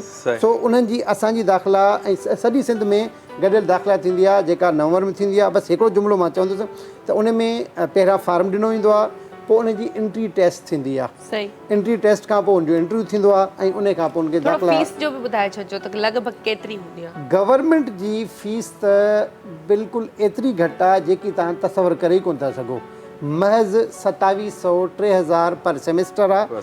यूनिवर्सिटी जो जेको इम्तिहान थींदो आहे उनजी 3300 पर सेमेस्टर जेका आहे उनजी फीस आहे। ऐं जेको सेकेंडरी आहे ऑलमोस्ट उनजी बि साॻी आहे, एलिमेंट्री आहे बस 200-400 जो फ़र्क़ु आहे। यानी जेको महांगे मां महांगी फ़ी आहे उहा बि सेकेंडरी जी 3500 रुपया आहे। ऐं असांखे इंतिहाई अफ़सोस थींदो आहे त असांजे कॉलेज में 40 सीटूं आहिनि B.Ed ऑनर्स एलिमेंट्री जूं, ईअं ई B.Ed ऑनर्स सेकेंडरी जूं 40 सीटूं आहिनि। गवर्नमेंट हेॾा सारा प्रोफेसर्स रखिया आहिनि जंहिंमें असांजो प्रिंसिपल जेको मोहम्मद ज़काल साहब प्रोफेसर आहे, असां ॿ उते एसोसिएट प्रोफेसर कमु था कयूं, 4 असिस्टेंट प्रोफेसर कमु था कयूं, लेक्चरर लॻा आहिनि, पर असां वटि जेके 40 सीटूं आहिनि न उन ते दाख़िला 40 कोन था थियनि, न सेकेंडरी में न एलिमेंट्री में। इन जो सबबु छा आहे? इन जो सबबु असां पाण अञा ताईं न सम्झी सघिया आहियूं। शायदि इन जो सबबु इहो आहे त माण्हू यूनिवर्सिटी पढ़ण खे तरजीह ॾियनि था, पर मां उन्हनि खे दावत ॾिनीसि त हिन महिल ट्रांसपोर्टेशन तमामु घणी महांगी थी आहे, त तव्हां कोशिशि कयो पंहिंजनि ॿारनि खे जेके घर जे वेझो इदारा आहिनि उन्हनि में दाख़िला ॾियारियो। ऐं टीचर उस्ताद खां वधीक अज़ीम पेशो को कोन्हे, छाकाणि त हुज़ूर अकरम सल्लल्लाहु अलैहि वसल्लम पाण फरमायो त मूंखे उस्ताद बणायो मोकिलियो वियो आहे। त उन खां वधीक अज़मत ॿी कहिड़ी आहे? ऐं हूअं बि उस्तादनि जे पेशे खे जेको आहे अंबियाए कराम जो पेशो करार ॾींदो आहे। त मां उन्हनि वालदेन खे ख़ासि तौर ते चवंदुसि जेके चाहिनि था त हुननि जा जेके नियाणियूं ख़ासि तौर ते अहिड़े पेशे सां मुंसलिक थियनि जंहिंमें हू इज़त सां बि कमु कनि ऐं घर खे बि टाइम ॾियनि, त हू उन्हनि खे B.Ed ज़रूरु कराइनि। साईं बिल्कुलु तव्हां जेकॾहिं उस्ताद जी ॻाल्हि कई ऐं पाण तमामु सुठो हुन शइ खे एड्रेस कयो, ऐं इंफॉर्मेशन जेका बि मां सम्झां पियो जेके व्यूअर्स असां ॾिसनि पिया उन्हनि ते उन्हनि जे हिसाब सां उन्हनि खे जेके क्वेश्चन्स हूंदा न त काफ़ी जेके जवाबात तव्हांजे हिन डिस्कशन में मिली विया हूंदा। मां तव्हांखां हिकिड़ो क्वेश्चन इहो कंदुमि, जेकॾहिं तव्हां नियाणी जी एजुकेशन खे चओ पिया प्रोमोट कजे ऐं बिल्कुलु कजे बि, पर तव्हां रिसेंटली असां ॾिसूं पिया इन शइ खे असां ओपनली असां डिस्कस कयूं बि त बहितरु आहे। इदारनि में जेके इशूज़ अॼुकल्ह ॾिसूं पिया उहे रेप्यूटेड बिल्कुलु यूनिवर्सिटीज़ थी वियूं, कॉलेजिस थी विया, हैरासमेंट जो रेशो हिकिड़ो वधी वियो आहे, त पोइ पेरेंट्स जो हिकिड़ो ट्रस्ट ब्रेक थी वियो आहे। त उन हिसाब सां तव्हां कहिड़ियूं मतिलबु इन हालातनि खे ॾिसी करे स्ट्रेटजीज़ माना वरिती ठाहियो आहिनि या कुझु कयो पिया हिन ते कमु? मां हिकिड़ी ॻाल्हि तव्हांखे ॿुधायां त अॼु जे दौर में हैरासमेंट नाले मात्र रही आहे। तव्हांखे हिन महिल जो हैरासमेंट घणी उन जे करे नज़र थी अचे त गवर्नमेंट हैरासमेंट जा कानून ठाहिया आहिनि, हर इदारे में हैरासमेंट जी कमेटीज़ या सेंटर ठहियल आहिनि, ऐं जेकॾहिं अहिड़ो को वाक़ियो थिए थो त उहो रिपोर्ट थी थो वञे। तव्हां जॾहिं माज़ी में वेंदव त माज़ी में हैरासमेंट जो लफ़्ज़ ई कोन हुयो, ऐं कंहिं बि माण्हू खे कंहिं बि शागिर्द खे उस्ताद कुझु चवंदो हुयो हू उन खे या त जवाबु न ॾींदो हुयो या क़बूलु कंदो हुयो।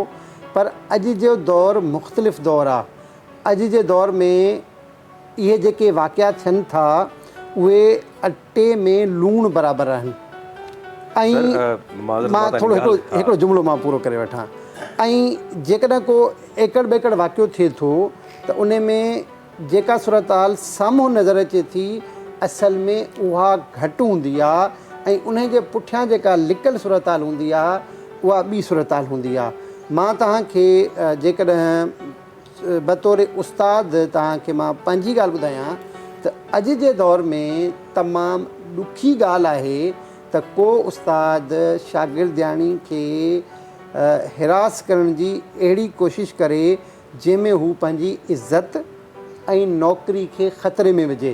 अहिड़ा वाक़िया थियनि था, पर मां पाण उन जुमिले खे वरी दोहराईंदुसि त उहे अटे में लूणु बराबरि। उन करे वालदेन खे बिल्कुलु परेशान न थियणु खपे। वालदेन खे पंहिंजी नियाणियुनि खे सिर्फ़ु हिकिड़ी नसीहत करणु खपे, हिकिड़ो त उन्हनि ते एतबार करणु खपे, ॿी हिकिड़ी नसीहत करणु खपे त जेकॾहिं उस्ताद हुजे या नॉन टीचिंग जो माण्हू हुजे या को घटी वाट वारो माण्हू हुजे, जेकॾहिं उनखे का बि ग़लति ॻाल्हि करे थो त हू सभ खां पहिरियां पंहिंजे वालदेन खे बि ॿुधाए, ऐं वालदेन खे ॿुधाइण सां गॾोगॾु जेको इदारे जो सरबराह आहे उन इदारे जे सरबराह खे बि रिपोर्ट करे त को अहिड़ो मसइलो न थींदो बिल्कुलु जंहिंमें सही। उनखे परेशानी तव्हां सही ॻाल्हि पिया कयो, पर काफ़ी अहिड़ा केसिस असां बि जीअं मीडिया वारो हिकिड़ो असां फॉर्म यूज़ कयूं पिया, हिते बि काफ़ी अहिड़ा केसिस जेके आहिनि जेके स्टूडेंट विक्टिम्स आहिनि मीडिया सां बि राब्तो कनि पिया। उन खां अलावा काफ़ी अहिड़ा यूनिवर्सिटीज़ आहिनि, हाणे रिसेंटली तव्हां गुलशन हदीद में थियो आहे, हिकिड़ो CCTV कैमरा ओपन थियो आहे, हिकिड़ो अहिड़ो प्रोफेसर आहे, अहिड़ो टीचर आहे जेको मोटिवेशनल स्पीकर बि हुन जूं वायरल वियूं आहिनि, जेको सुठो ॻाल्हाए थो, सुठियूं ॻाल्हियूं थो करे, पर उनजो किरदारु जेको रहियो आहे कि केतिरियूं टीचर्स खे, केतिरियूं स्टूडेंट्स खे उन हिरासत करे चुको आहे।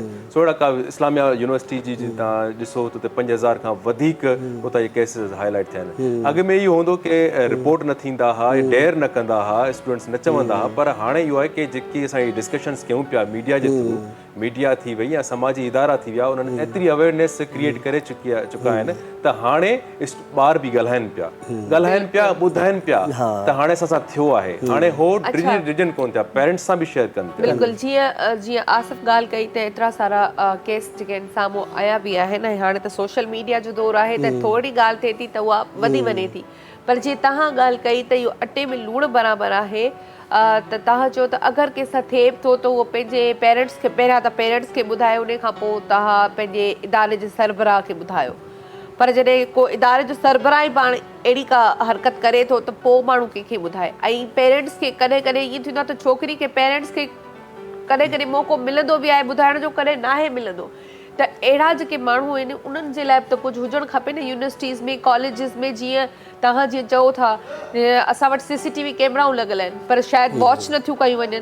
अगरि वॉच कयूं वञनि, हुननि खे ख़बर हुजे त वॉच थिए पियो, त शायदि अहिड़ो कुझु न थिए। मां तव्हांखे जवाबु ॾियां। तव्हां ॻाल्हि की इदारे जे सरबराह जी, हा, असल में जेको बि सरकारी इदारो आहे उन्हनि जो हिकिड़ो इदारे जो सरबराह आहे।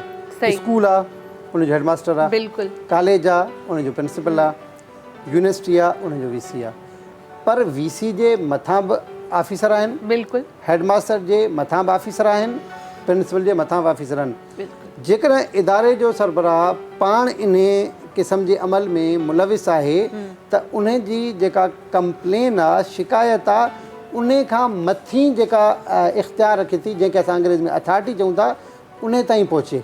बिल्कुलु मां तव्हांखे ॿुधायां त अॼु जे दौर में असां उस्ताद या इदारे जा सरबराह इन ॻाल्हि जा मुतहमिल कोन आहियूं त असांजी केरु शिकायत करे। ॾिसो न, मूंखे पंहिंजे शोबे में 22 साल थी वियो आहे, मां पढ़ायां पियो थो, सही। ऐं कराची शहर में मां हिकिड़ी ॻाल्हि दावा सां चवंदो आहियां त जेके सेकेंडरी सानवी स्कूल आहिनि, 90% सरकारी स्कूल आहिनि जंहिंमें मुंहिंजो को न को शागिर्द ज़रूरु पढ़ाए थो। सही। त छा मां हिन स्टेज ते इन ॻाल्हि जो मुतमिल थी सघां थो त मुंहिंजे ख़िलाफ़ु का अहिड़ी ॻाल्हि अचे? यकीनी तौर ते न।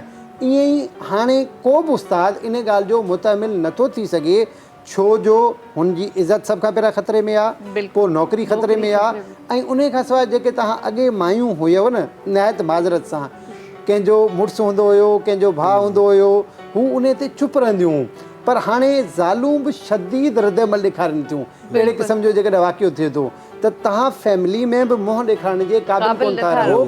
उन जे करे मां वरी बि चवंदुसि त इहे वाक़िया घटि थिया। सही, हिते तव्हां पंहिंजे प्रोफेशन जी ॻाल्हि पिया कयो त एज़ अ टीचर त छा कोई पंहिंजी इज़त ख़राबु करणु चाहींदो? इहो त कोई बि वाक़ई में न चाहींदो। जेको हिरासां करे पियो, भले कहिड़े बि प्रोफेशन सां हुनजो कहिड़ी बि शख़्सियत हुजे, पर कोई बि न चाहींदो आहे, पर पोइ बि पंहिंजी उन ज़हानत खां, उन आदत खां करे बि वेंदो आहे, थियनि बि था केस। बहरहाल हाणे सॉन्ग जो टाइम थियो आहे, सॉन्ग बि ॿुधूं, काफ़ी कचहरी थी वई आहे, ऐं बादल बाजू का यको चुप करे वेठो ई आहे, हाणे कुझु ॿुधूं, छा ॿुधाईंदव?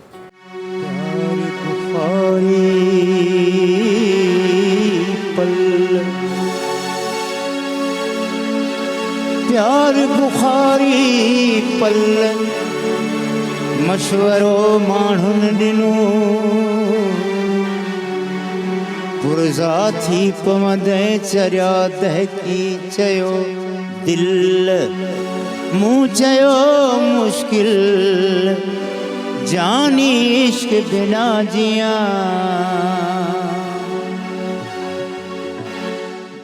ई शायर भी पढ़ियो।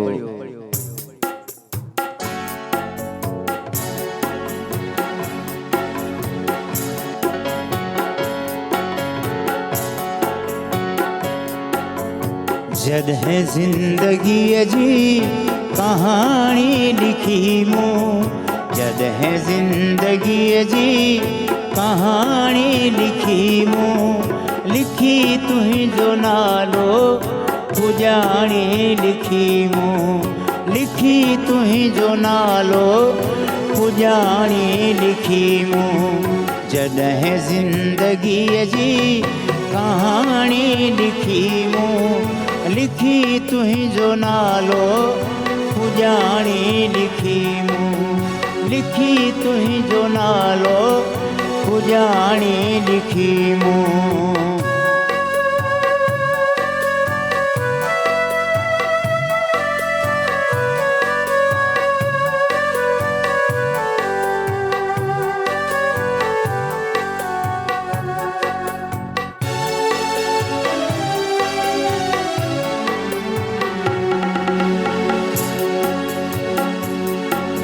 सॼो ॾींहुं सोचनि जी सूली चढ़ां थो,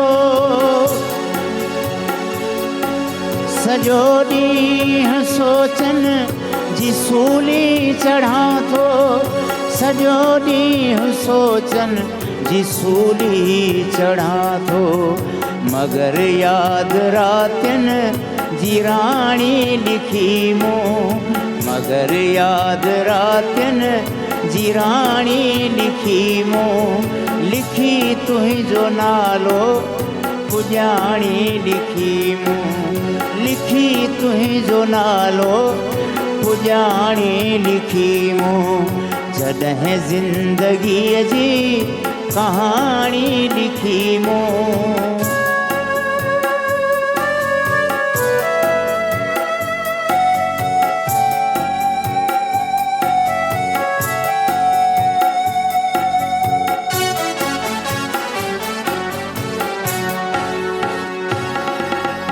हर रात सुॾकन सां सिंगारजे थी, हर रात सुॾकन सां सिंगारजे थी, हर रात सुॾकन सां सिंगारजे थी, हर शाम तो बिन वेगाणी लिखी मूं, हर शाम तो बिन वेगाणी लिखी मूं, लिखी तुंहिंजो नालो पुॼाणी लिखी मूं, लिखी तुंहिंजो नालो पुॼाणी लिखी मूं, जॾहिं ज़िंदगीअ जी कहाणी लिखी मूं।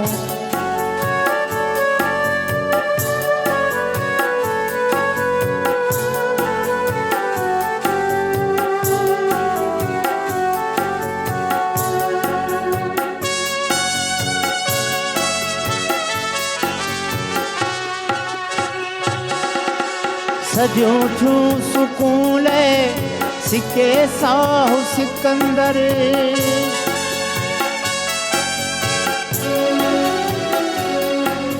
सॼो थियूं सुकून सिके साहु सिकंदर, सॼो थियूं सुकून सिके साहु सिकंदर, पंहिंजी दिलि जुगन खां जोॻियाणी लिखी मूं, पंहिंजी दिलि जुगन खां जोॻियाणी लिखी मूं, लिखी तुंहिंजो नालो पुॼाणी लिखी मूं, जॾहिं ज़िंदगीअ जी कहाणी लिखी मूं, लिखी तुंहिंजो नालो पुॼाणी लिखी मूं, जॾहिं ज़िंदगीअ जी कहाणी लिखी मूं।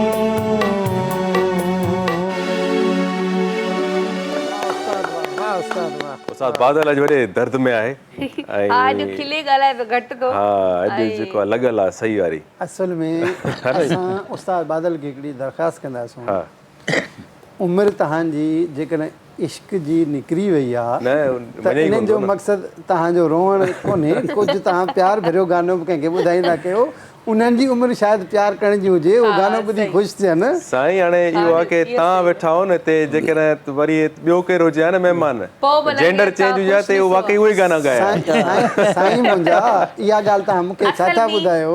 असल में हितां सोफ़ो हूंदो, हितां केरु न केरु वेठो हूंदो, हाणे उहो न आहे न त उहो मायूस थी वियो। साईं मुंहिंजा तव्हां मूंखे छा था ॿुधायो? मां आई विटनेस आहियां, मां अखियुनि ॾिठो शाहिद आहियां। जेको मां गुज़िरियल प्रोग्राम में आयो हुउसि त जेका तव्हां जेंडर साईं जी ॻाल्हि नोट करे वियो आहे माना। ऐं मुंहिंजी उन ॾींहुं बर्थडे मुंहिंजी ही, पर सेलिब्रेट उनखे कयो पियो वञे।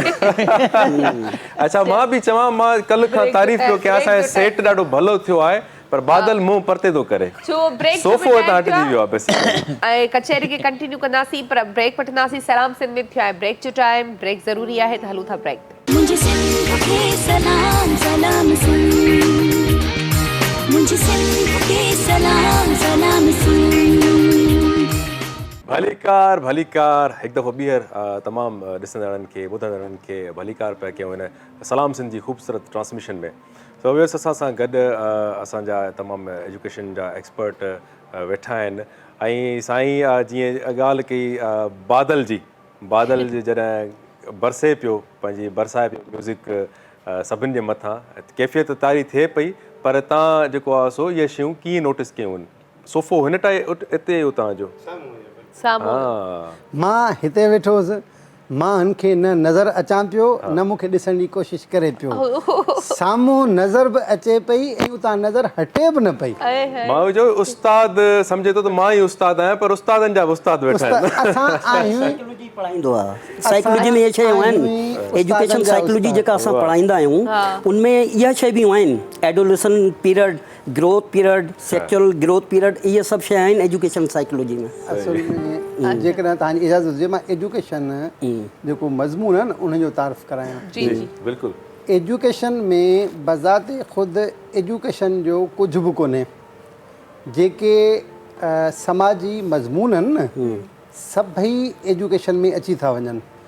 एजुकेशन में जेको अहम तरीन मज़मून अची थो वञे नफ़्सियात, असां उनखे तालीम नफ़्सियात करे पढ़ाईंदा आहियूं।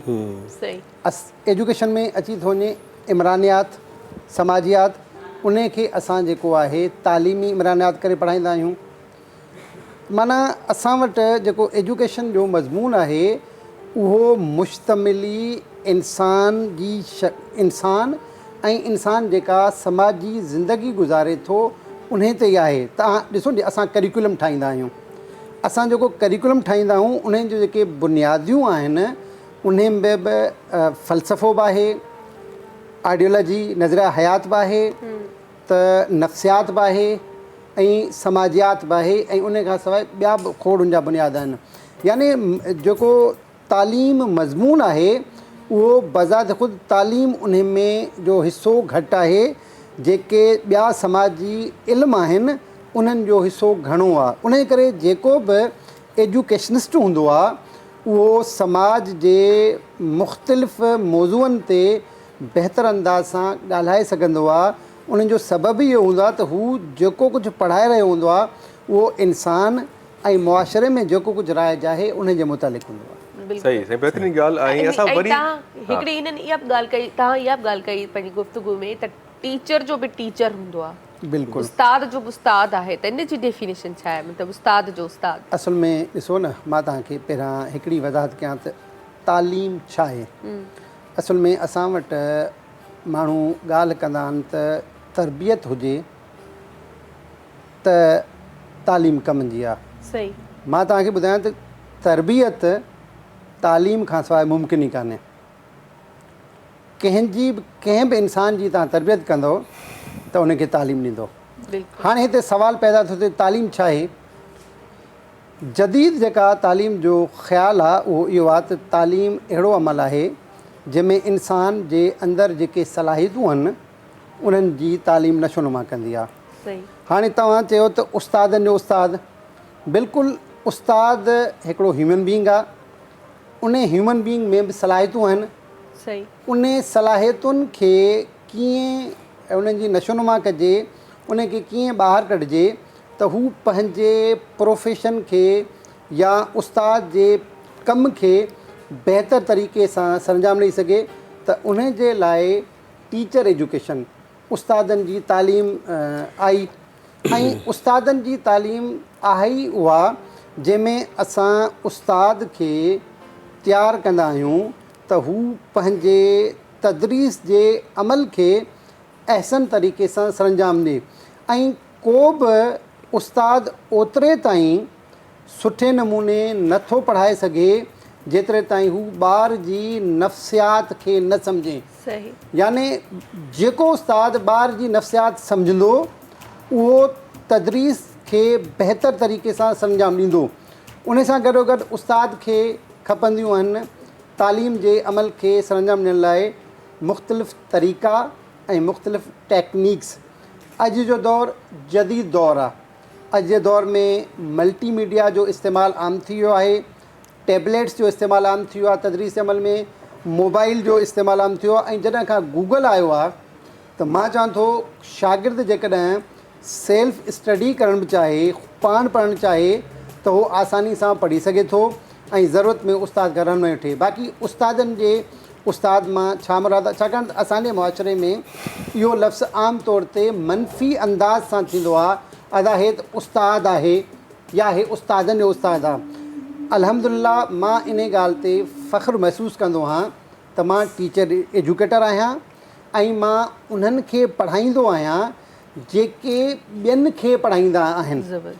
सो जीअं मां तव्हांखे जावेद साहिब जी ॻाल्हि कई, तव्हां इहो चयो त जावेद साहिबु तव्हांजो शागिर्द आहे पर तव्हां खां वॾो थो लॻे, त असांखे इहो ई त एज़ाज़ु आहे त असांजा शागिर्द उहे बि आहिनि जेके असांखां उमिरि में वॾा आहिनि। मां जॾहिं नओं आयो हुउसि त मूंखे एॾी ॾुखियाई थींदी हिकिड़े क्लास में त मुंहिंजे ख़्याल में मूंखां नंढो केर बि कोन्हो क्लास में।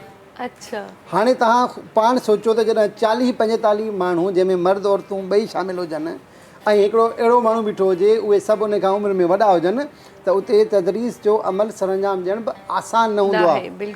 पर अल्हम्दुलिल्लाह असांजे मुआशरे में उस्ताद जी इज़त आहे ऐं असां उस्तादनि जे कुझु उस्तादनि जे ख़राबु फ़ैलनि जे बावजूदि बि अल्हम्दुलिल्लाह मुआशरो असांखे इज़त ॾिए थो। याने उस्तादनि मां उस्ताद में मुराद इहा आहे त जेको उस्तादनि खे पढ़ाईंदो आहे, उस्तादनि जी तरबियत कंदो आहे। बहितरीन साईं तव्हां ॻाल्हि कई। जावेद साहब बि असां सां गॾु वेठा आहिनि। जावेद साहब तव्हां कुझु ॻाल्हाइणु चाहियो था ॿुधायो। वर्ड जेको एजुकेशन आहे इहो लैटिन वर्ड आहे जंहिंजी मीनिंग आहे परवरिश करना और पालना। असां जेको एजुकेशन चऊं था इहे लैटिन वर्ड आहे, परवरिश करना और पालना, परवरिश करणु ऐं पालणु। तव्हां क़ुरान शरीफ़ जी पहिरीं सूरत ॾिसो, सूरह अलक़, शुरू थिए थी इक़रा बिस्मि रब्बिकल लज़ी ख़लक़। हुज़ूर सल्लल्लाहु अलैहि वसल्लम खे जेको पहिरियों वर्ड फ़रिश्ता जेका पढ़ाया हुआ उहो इक़रा पढ़।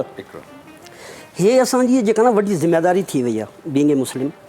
ऐं क़ुरान शरीफ़ में केतिरा ई वर्ड आहिनि पोइ जेका मोटिवेट कनि था असांखे एक्सपेरिमेंट ते, रिसर्च ते, यानी कि यतफ़क्करून, यतदब्बरून, किताब, कलम, तस्ख़ीर काइनात।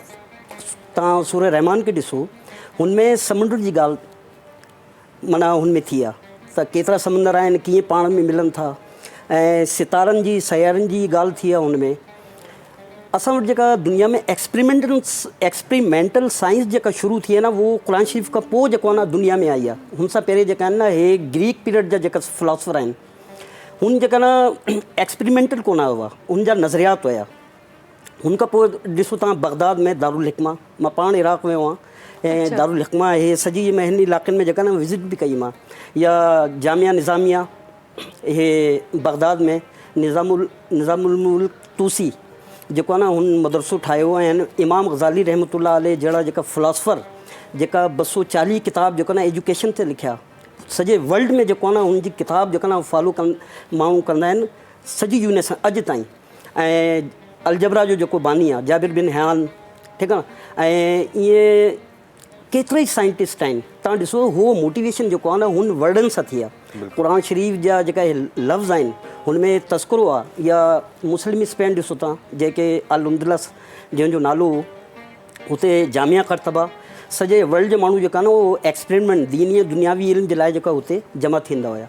त ॾिसो क़ुरान शरीफ़ में जेको आहे एजुकेशन जी जेको आहे न बीइंग ए मुस्लिम छाजे करे माना इहो आयो आहे त इल्म का हासिल करना हर मुसलमान मर्द और औरत पे फ़र्ज़ है। फ़र्ज़ है।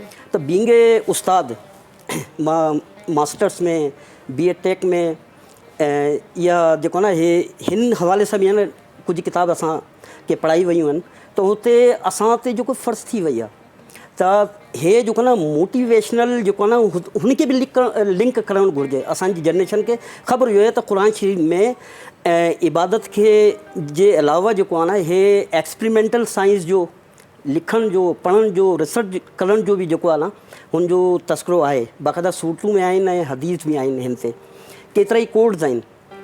त असां वटि टेक्निकल एजुकेशन आहे। असां 3 इयर्स जो जेको आहे डिप्लोमा कराईंदा आहियूं जेका इंटरमीडिएट प्री इंजीनियरिंग जे बराबरि आहे। उहो जेका स्टूडेंट आहिनि पास थी करे या त BE में हली वेंदा आहिनि बैचलर ऑफ इंजीनियरिंग या BS इंजीनियरिंग में हली वेंदा आहिनि B.Tech ऑनर्स में हली वेंदा आहिनि BSc बि करी सघनि था। ऐं बि तव्हांखे ॿी ॻाल्हि ॿुधायां अॼु जे दौर में सॼो खेल जेको आहे न आहे टेक्नोलॉजी जे। जंहिं मुल्क वटि स्किल्ड मैन पावर आहे असांजो टेक्निकल एजुकेशन पाकिस्तान जो स्लोगन आहे स्किलिंग पाकिस्तान आहे।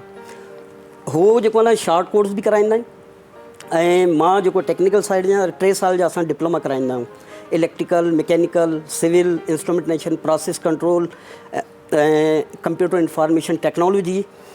जेका लेडीज़ जेका गर्ल्स वाइट कॉलर जॉब करणु चाहिनि था त असां वटि बायोमेडिकल टेक्नोलॉजी कंप्यूटर टेक्नोलॉजी उहो करे जेको आहे न उहो जेका न फील्ड में वञी सघनि। हे जेका कैमरा तव्हां वटि लॻल आहिनि इहा कमु जेका पाकिस्तान टेलीविज़न इस्लामाबाद में पाण ॾिसी आहियूं लेडीज़ बि कमु थियूं त OB वैन में कमु करनि थियूं ऐं जेतिरा मीडिया चैनल आहिनि हुते बि जेको आहे न लेडीज़ कमु था कनि। त ॾिसो असांजी जेका टेक्निकल एजुकेशन आहे ऐं हुन में इहो चार्म बि आहे त नेशनल इंटरनेशनल जॉब्स जेका न तमामु घणियूं आहिनि। हुन में सिंध टेक्निकल एजुकेशन एस्टेप्टा जी तरफ़ां 32 कोर्स 3 साल जा जेको आहे न असां सॼे सिंध में कराईंदा आहियूं। 270 जेका इदारा आहिनि मैट्रिक पास TSC पास इंटर पास जेका स्टूडेंट आहिनि असां जेको न उनखे इनरोल कंदा आहियूं असां पाण वटि। ऐं तव्हां यकीन कयो ये जेका न हुनर ते बि हिकिड़ी हदीस आहे क्या पढ़े लिखे और अनपढ़ क्या बराबर हो सकते हैं। इस तरह का तर्जुमा ये किताबों में आपको मिलेगा। ऐं स्किल ते जेका हद से कम करण वारा जेका कम आहिनि हुजूर अकरम सल्लल्लाहु अलैहि वसल्लम पाण पंहिंजा कपिड़ा बि सींदा हुया। ठीकु आहे न खंदक बि पाण खुदी माना सिविल वर्क अची वियो। ठीकु आहे ऐं ॿिया कम जेका न तलवार साज़ी है मेटलर्जी जा बि कम अची विया आहिनि।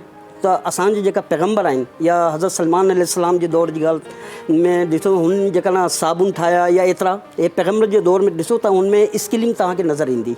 त अॼु तव्हांजो जेको हे स्टूडियो आहे जेका लाइट आहे उहो इलेक्ट्रिकल पावर आहे। हे कैमरो जेको आहे न असांजो तस्करो आहे इलेक्ट्रॉनिक्स में सॼो TV studio practice as a subject असां पढ़ाईंदा आहियूं। हे मोबाइल जेका तव्हां वटि आहे communication 1 communication 2 as a subject मां पाण पढ़ाईंदो आहियां। असां वटि जेका न डिजिटल एनालॉग इंस्ट्रूमेंट आहिनि हुते असां कमु कराईंदा आहियूं। त हाणे तव्हां ॾिसो जेको सिंपल मैट्रिक या सिंपल इंटर स्टूडेंट जेको निकिरे थो इंटरनेशनल जॉब में उहो चवंदा आहिनि तव्हांखे अचे छा थो छा तव्हां कंप्यूटर लिटरेट आहियो वर्ड पावर पॉइंट एक्सेल तव्हांखे अचे थी तव्हां हे इंस्ट्रूमेंट सही करे सघो था मल्टीमीटर तव्हांखे यूज़ करणु अचे थो वेल्डिंग तव्हांखे अचे थी। असां जेको न 3 साल में 22-23 सब्जेक्ट पढ़ाईंदा आहियूं ऐं हुनखे स्किल करे जेको आहे न सोसाइटी खे असां ॾींदा आहियूं। ऐं छाकाणि ज़रूरी न आहे त उहो नौकिरी रूरल एरियाज़ में भी हाँ खैरपुर में गवर्नमेंट कॉलेज हाणे यूनिवर्सिटी थी वई आहे। टोटल नंबर केतिरो आहे मतलब 270 खां वधीक जेका स्टूडेंट्स केतिरा आहिनि ओवरऑल एनरोल जेका गवर्नमेंट जे इदारे में नियर अबाउट 20,000 हर साल थींदा आहिनि। 20,000 यस मेल फीमेल हा फीमेल जा अलॻि आहिनि। रेशो केतिरो छोकिरनि जो घणो हूंदा या छोकिरियुनि जो? असां वटि जेका मॉर्निंग शिफ्ट आहे हुन में 5,000 साल जी फीस हूंदी आहे। 5,000 छो हूंदी आहे ॾिसो 5,000 पर ईयर हाँ मॉर्निंग में 4,300 फीस हिन साल घटि कई आहे गवर्नमेंट। 4,300 रुपया जेको पर ईयर आहे। ऐं जंहिं कॉलेज वटि बस असां वटि 2 बस आहिनि कॉलेज में जंहिं मिलिया पॉलिटेक्निक में 1,000 रुपये जेको न असां कन्वेंस जा बि वठंदा आहियूं। उहो बस असांजी जेको आहे न शहर में मुख़्तलिफ़ पॉइंट खां ईंदी आहिनि त हुनमें स्टूडेंट ईंदा आहिनि असांजा स्टाफ वारा बि ईंदा आहिनि। पूरे महीने जा 1,000 रुपया? नहीं साल जा ऐं ॿी ॻाल्हि ॿुधायां त इस सॼे वर्ल्ड में सभिनी खां महांगी जेको एजुकेशन आहे न उहो टेक्निकल आहे। तव्हां NED वञो, बिल्कुलु सही है ना, ॾिसो न इहो तव्हांजो सिस्टम ॾिसो इंजीनियर्स तैयार पिया हाँ, कयो, इंजन- 5000 में मतिलबु छा हाँ, मिले असांजा जेका स्टूडेंट आहिनि सऊदी अरब में वेठा आहिनि, दुबई में वेठा आहिनि, इराक में वेठा आहिनि, फेसबुक ते व्हाट्सअप ते असां सां आहिनि लिंक में। सही। ठीकु आहे, त हाणे टेक्नोलॉजी विदाउट टेक्नोलॉजी तव्हां जेका मार्केट में निकिरो था न तव्हांजी एतिरी वर्थ कोन थींदी। तव्हांखे ॿुधायूं वधि में वधि घटि में घटि तव्हांखे कंप्यूटर जेको आहे न उहो लाज़मी सर आहे। मां इन ॻाल्हि ते हाणे तव्हां अचां पियो कि टेक्निकल एजुकेशन ते तव्हां कमु कयो पिया त आर्टिफिशियल इंटेलिजेंस बि हाणे उनजा असरात हर प्रोफेशन में पवनि था। टेक्निकली जेके बि तव्हांजा शोबा आहिनि इन्हनि ते केतिरो इम्पैक्ट सही या ग़लति पए पियो इन ते, इन जो पवंदो? ॾिसे ख़ैर ऐं शर जिते किथे हले थो। इहे ई मोबाइल जेको आहे न, मां जॾहिं हे कोविड आयो असां वटि जे डिपार्टमेंट जी तरफ़ां लेटर आयो त बाबा तव्हां ज़ूम ते हिन खे पढ़ायो, त असां जेको आहे न असांजे डिपार्टमेंट तरफ़ां जेको आहे न ज़ूम जी प्रैक्टिस जे लाइ असांजी ट्रेनिंग थी। पोइ 2 साल असांजा जेको आहे न ज़ूम ते गुज़रिया। ॾिसो न हाणे पॉज़िटिव इस्तेमालु अची वियो न, ऐं हाणे जेको आहे हिन सोशल मीडिया ते सॼा प्रैक्टिकल पिया आहिनि, ठीकु आहे, सॼी थ्योरी पिया आहिनि। इंडिया में तमामु घणो थो कमु हले पियो हिन ते, उर्दू इंग्लिश सिंधी में लेक्चर पिया आहिनि हर मौज़ू ते। पर अनफॉर्चुनेटली स्टूडेंट हिन खे पॉज़िटिव यूज़ कनि त मां ॿुधायां तव्हांखे घर वेही जेको आहे न हर क़िस्म जी नॉलेज हासिलु करे सघनि था। पर जेको आहे ॿारनि जो दिमाग़ असां वटि, हा उहो असां वटि जेका ॿार ईंदा आहिनि उहो 16 साल खां 35 साल ताईं जेको आहे न, सुबुह में 22 साल ताईं हद लिमिट आहे असां वटि, ऐं शाम में जेका उहो स्टूडेंट जेका इंडस्ट्री में कमु कंदा आहिनि हुन वटि डिग्री न हूंदी आहे, हुनजे लाइ उमिरि जी असां रखी आहे 35 साल। उनजी प्रमोशन कोन थींदी आहे इंडस्ट्री में, सुपरवाइज़र या असिस्टेंट मैनेजर, तो हुनजे लाइ जो न इवनिंग शिफ्ट असां शुरू कई। ऐं हाणे तव्हांखे मां हिन ॻाल्हि खे थोरो लिंक कयां क़ुरान शरीफ़ में। टाइम ब्रेक जो थी वियो आहे, ब्रेक ते असां वापसि ताईं कंटिन्यू कयूं। मुझे सिंध के सलाम सलाम सुन, मुझे सिंध के सलाम सलाम सुन। वेलकम बैक जी, हिकु दफ़ो ॿीहर तव्हां सभिनी खे भली कार कयूं था सलाम सिंध में, ऐं असांजा महिमान बि असां सां गॾु वेठा आहिनि। अच्छा डॉक्टर अब्दुल जब्बार ताहिरी साहिबु खां मां पुछंदसि, टीचर जे हवाले सां त असां ॻाल्हायूं पिया, एजुकेशन ते असां ॻाल्हायूं पिया, स्पोर्ट्स ते हिननि इलाही खोड़ सारियूं शयूं असांखे ॿुधायूं। डॉक्टर जॾहिं अचे थो त माना मुंहिंजे ज़हन में हिकिड़ो सुवालु आयो, सर खां पुछंदासीं डॉक्टर आहियो तव्हां? अल्हम्दुलिल्लाह मां इल्म जो डॉक्टर आहियां। वाह वाह ज़बरदस्त। मां आहियां PhD एजुकेशन में, ऐं अल्हम्दुलिल्लाह मां कराची यूनिवर्सिटी मां एजुकेशन जे मज़मून में PhD कई आहे।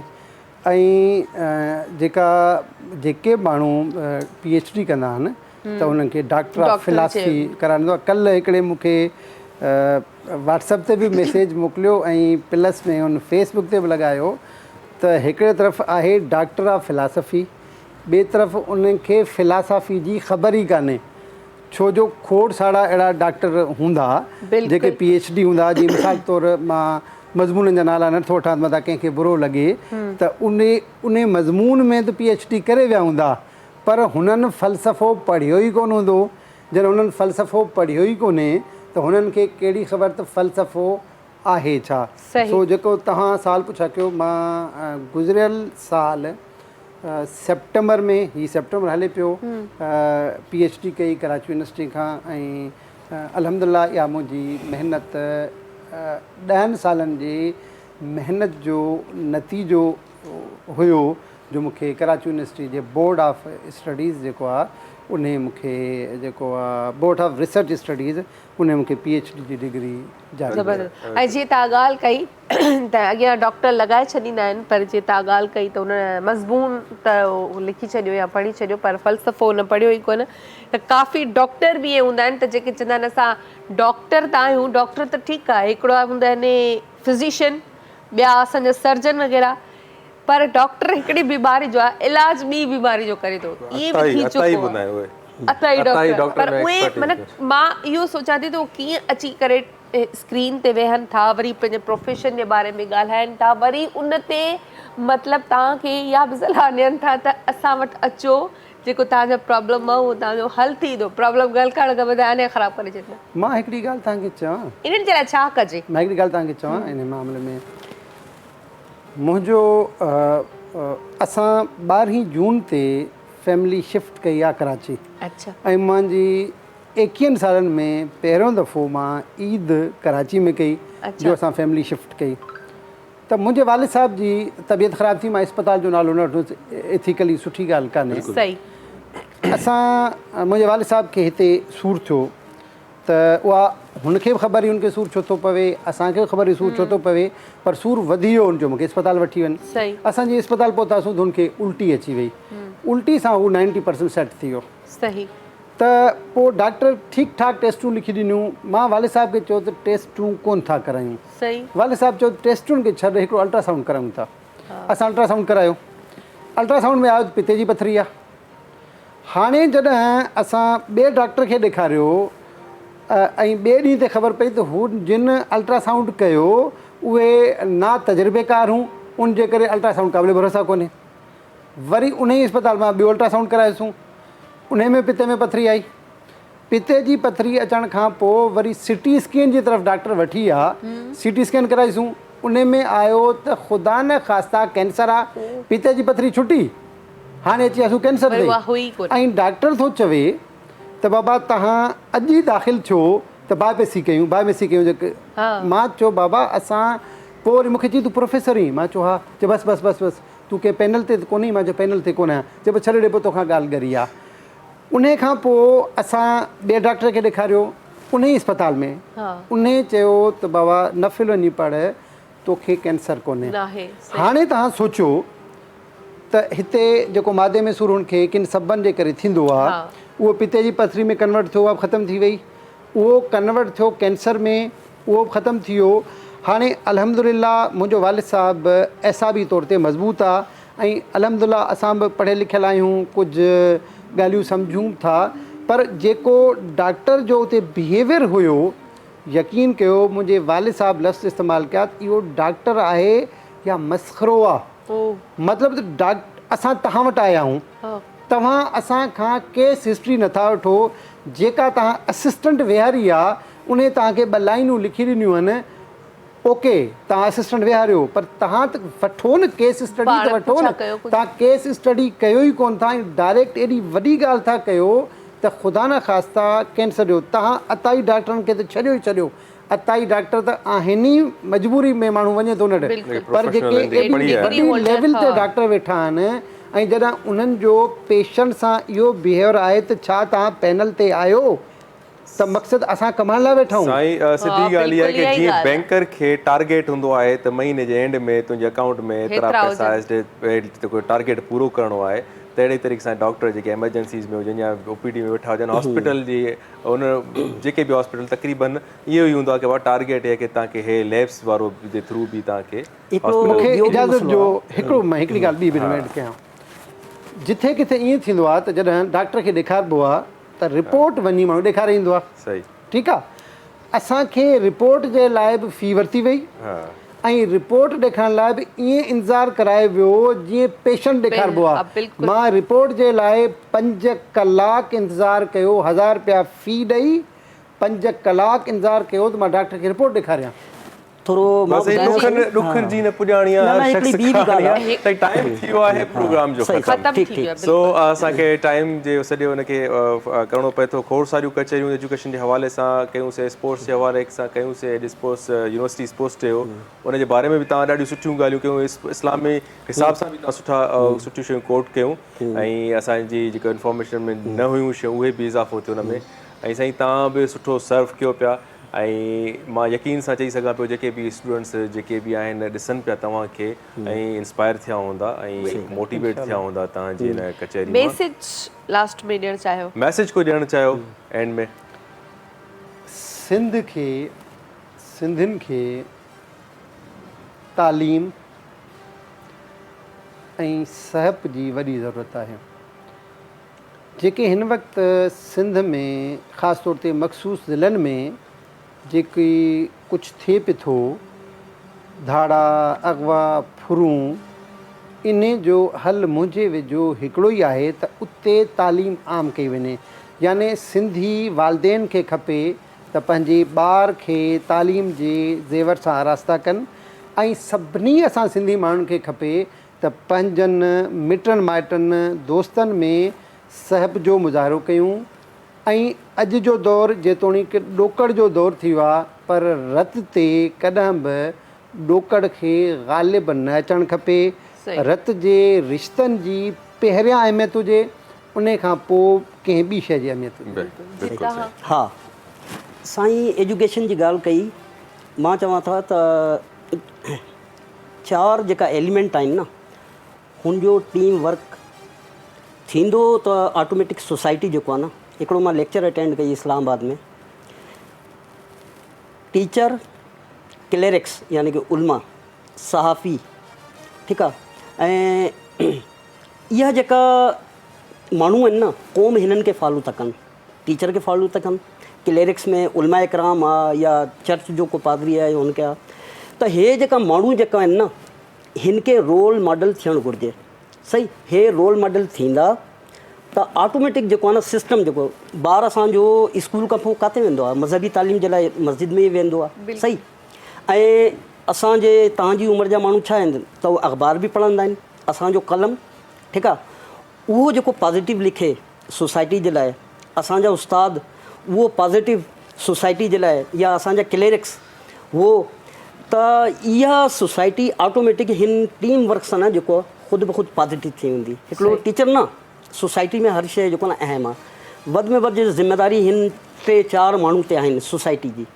त ऐं स्पोर्ट जी ॻाल्हि हले पई त कंहिं ज़माने में जॾहिं मां हॉकी खेॾंदो हुउमि त असां वटि पैसा कोन हूंदा, असांजे इलाइक़े जा जेका पैसे वारा माण्हू हुया न, असांखे सपोर्ट कंदा हुआ, असांखे हॉकी ॾींदा हुआ, अचण वञण जे लाइ पैसा ॾींदा हुआ। ऐं ट्रेन में जेका हे टीटी हूंदा आहिनि या गार्ड हूंदा आहिनि, उहो अधु टिकट वठंदा हुया। त हुन दौर में जेको न स्पोर्ट जे इहा ई टीम वर्क, इहो ई स्पिरिट जेका इलाइक़े जा जेका खाधा पीता माण्हू आहिनि, उहो पंहिंजे इलाइक़नि जी टीम, क्रिकेट हुजे फुटबॉल हुजे, हुनखे सपोर्ट कनि। हे जेका पैसा जेका न वॾी महांगी गाॾियुनि ते, मोबाइलनि ते जेका ख़र्चु कनि था, कुझु पैसा पंहिंजे ऐं ग्राउंड जेको आहे, असां ग्राउंड साफ़ु कंदा हुआ, असां सुबुह फजर में वेंदा, पहिरें ग्राउंड साफ़ु कंदा हुआ, पोइ हॉकी खेॾंदा हुआ। त इहा जेको टीम वर्क सोसाइटी में थिए, जेतिरा पैसा वारा माण्हू आहिनि, ख़ुदि ब ख़ुदि जेको फैमिली खां शुरू कनि, पोइ कम्युनिटी, पोइ समाज ते अची। सो ओवरऑल व्यवस्थित खोड़ असां तव्हां कचौरियूं ॿुधियूं अॼु जेके असांजा महिमान हुया उन्हनि खां। सो असां अॼु जेको आहे अॼु प्रोग्राम मां हिकिड़े गाने खां सां जेको आहे सो एंड कंदासीं। तेसीं ताईं असांखे ॾींदा इजाज़त साईं, वरी इंशाल्लाह मुलाक़ात।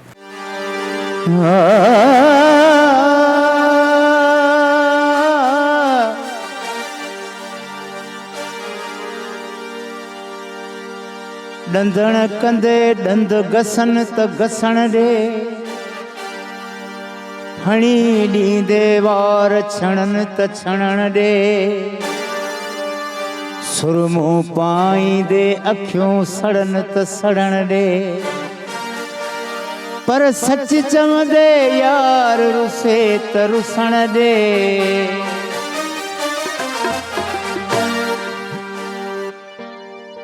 आसिफ साहब, हाणे साईं खे हक़ीक़त ॿुधायां थो भला।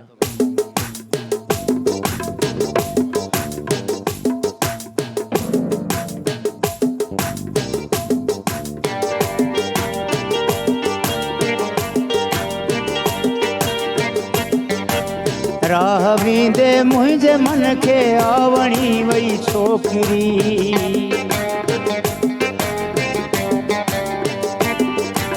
राह वेंदे मुंहिंजे मन खे आवणी वई छोकिरी, प्यार ॾेई पागल बणाए दिलि खणी वई छोकिरी, दिलि खणी वई छोकिरी। राह वेंदे मुंहिंजे मन खे आवणी वई छोकिरी, प्यार ॾेई पागल बणाए दिलि खणी वई छोकिरी, दिलि खणी वई छोकिरी।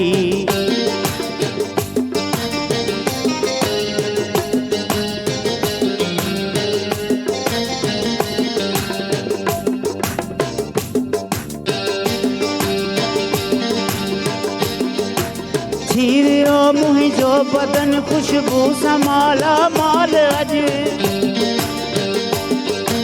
थी वियो मुंहिंजो बदन खुशबू संभाला माल अज थी वियो मुंहिंजो बदन खुशबू संभाला माल अज ज़ोर सां अहिड़ो त मूंखे बखणी वई छोकिरी ज़ोर सां अहिड़ो त मूंखे बखणी वई छोकिरी प्यार ॾेई पागल बणाए दिलि खणी वई छोकिरी दिलि खणी वई छोकिरी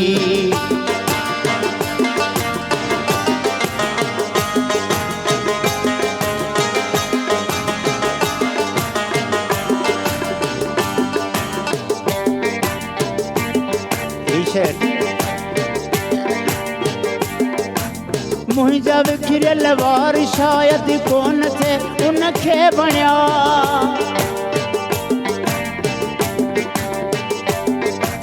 मुंहिंजा विखिरियल वार शायदि कोन थे उनखे बणिया मुंहिंजा विखिरियल वार शायदि कोन थे उनखे बणिया मुंहिंजा विखिरियल वार शायदि कोन थे उनखे वणिया उन करे हथड़नि सां मूंखे ॾेई फणी वई छोकिरी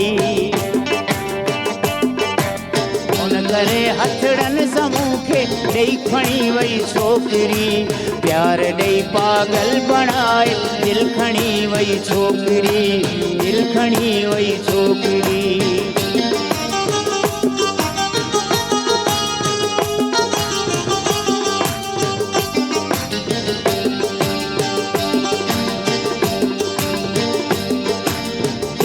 थींदो नाहे एॾी मूंखे हैरत थी लॻे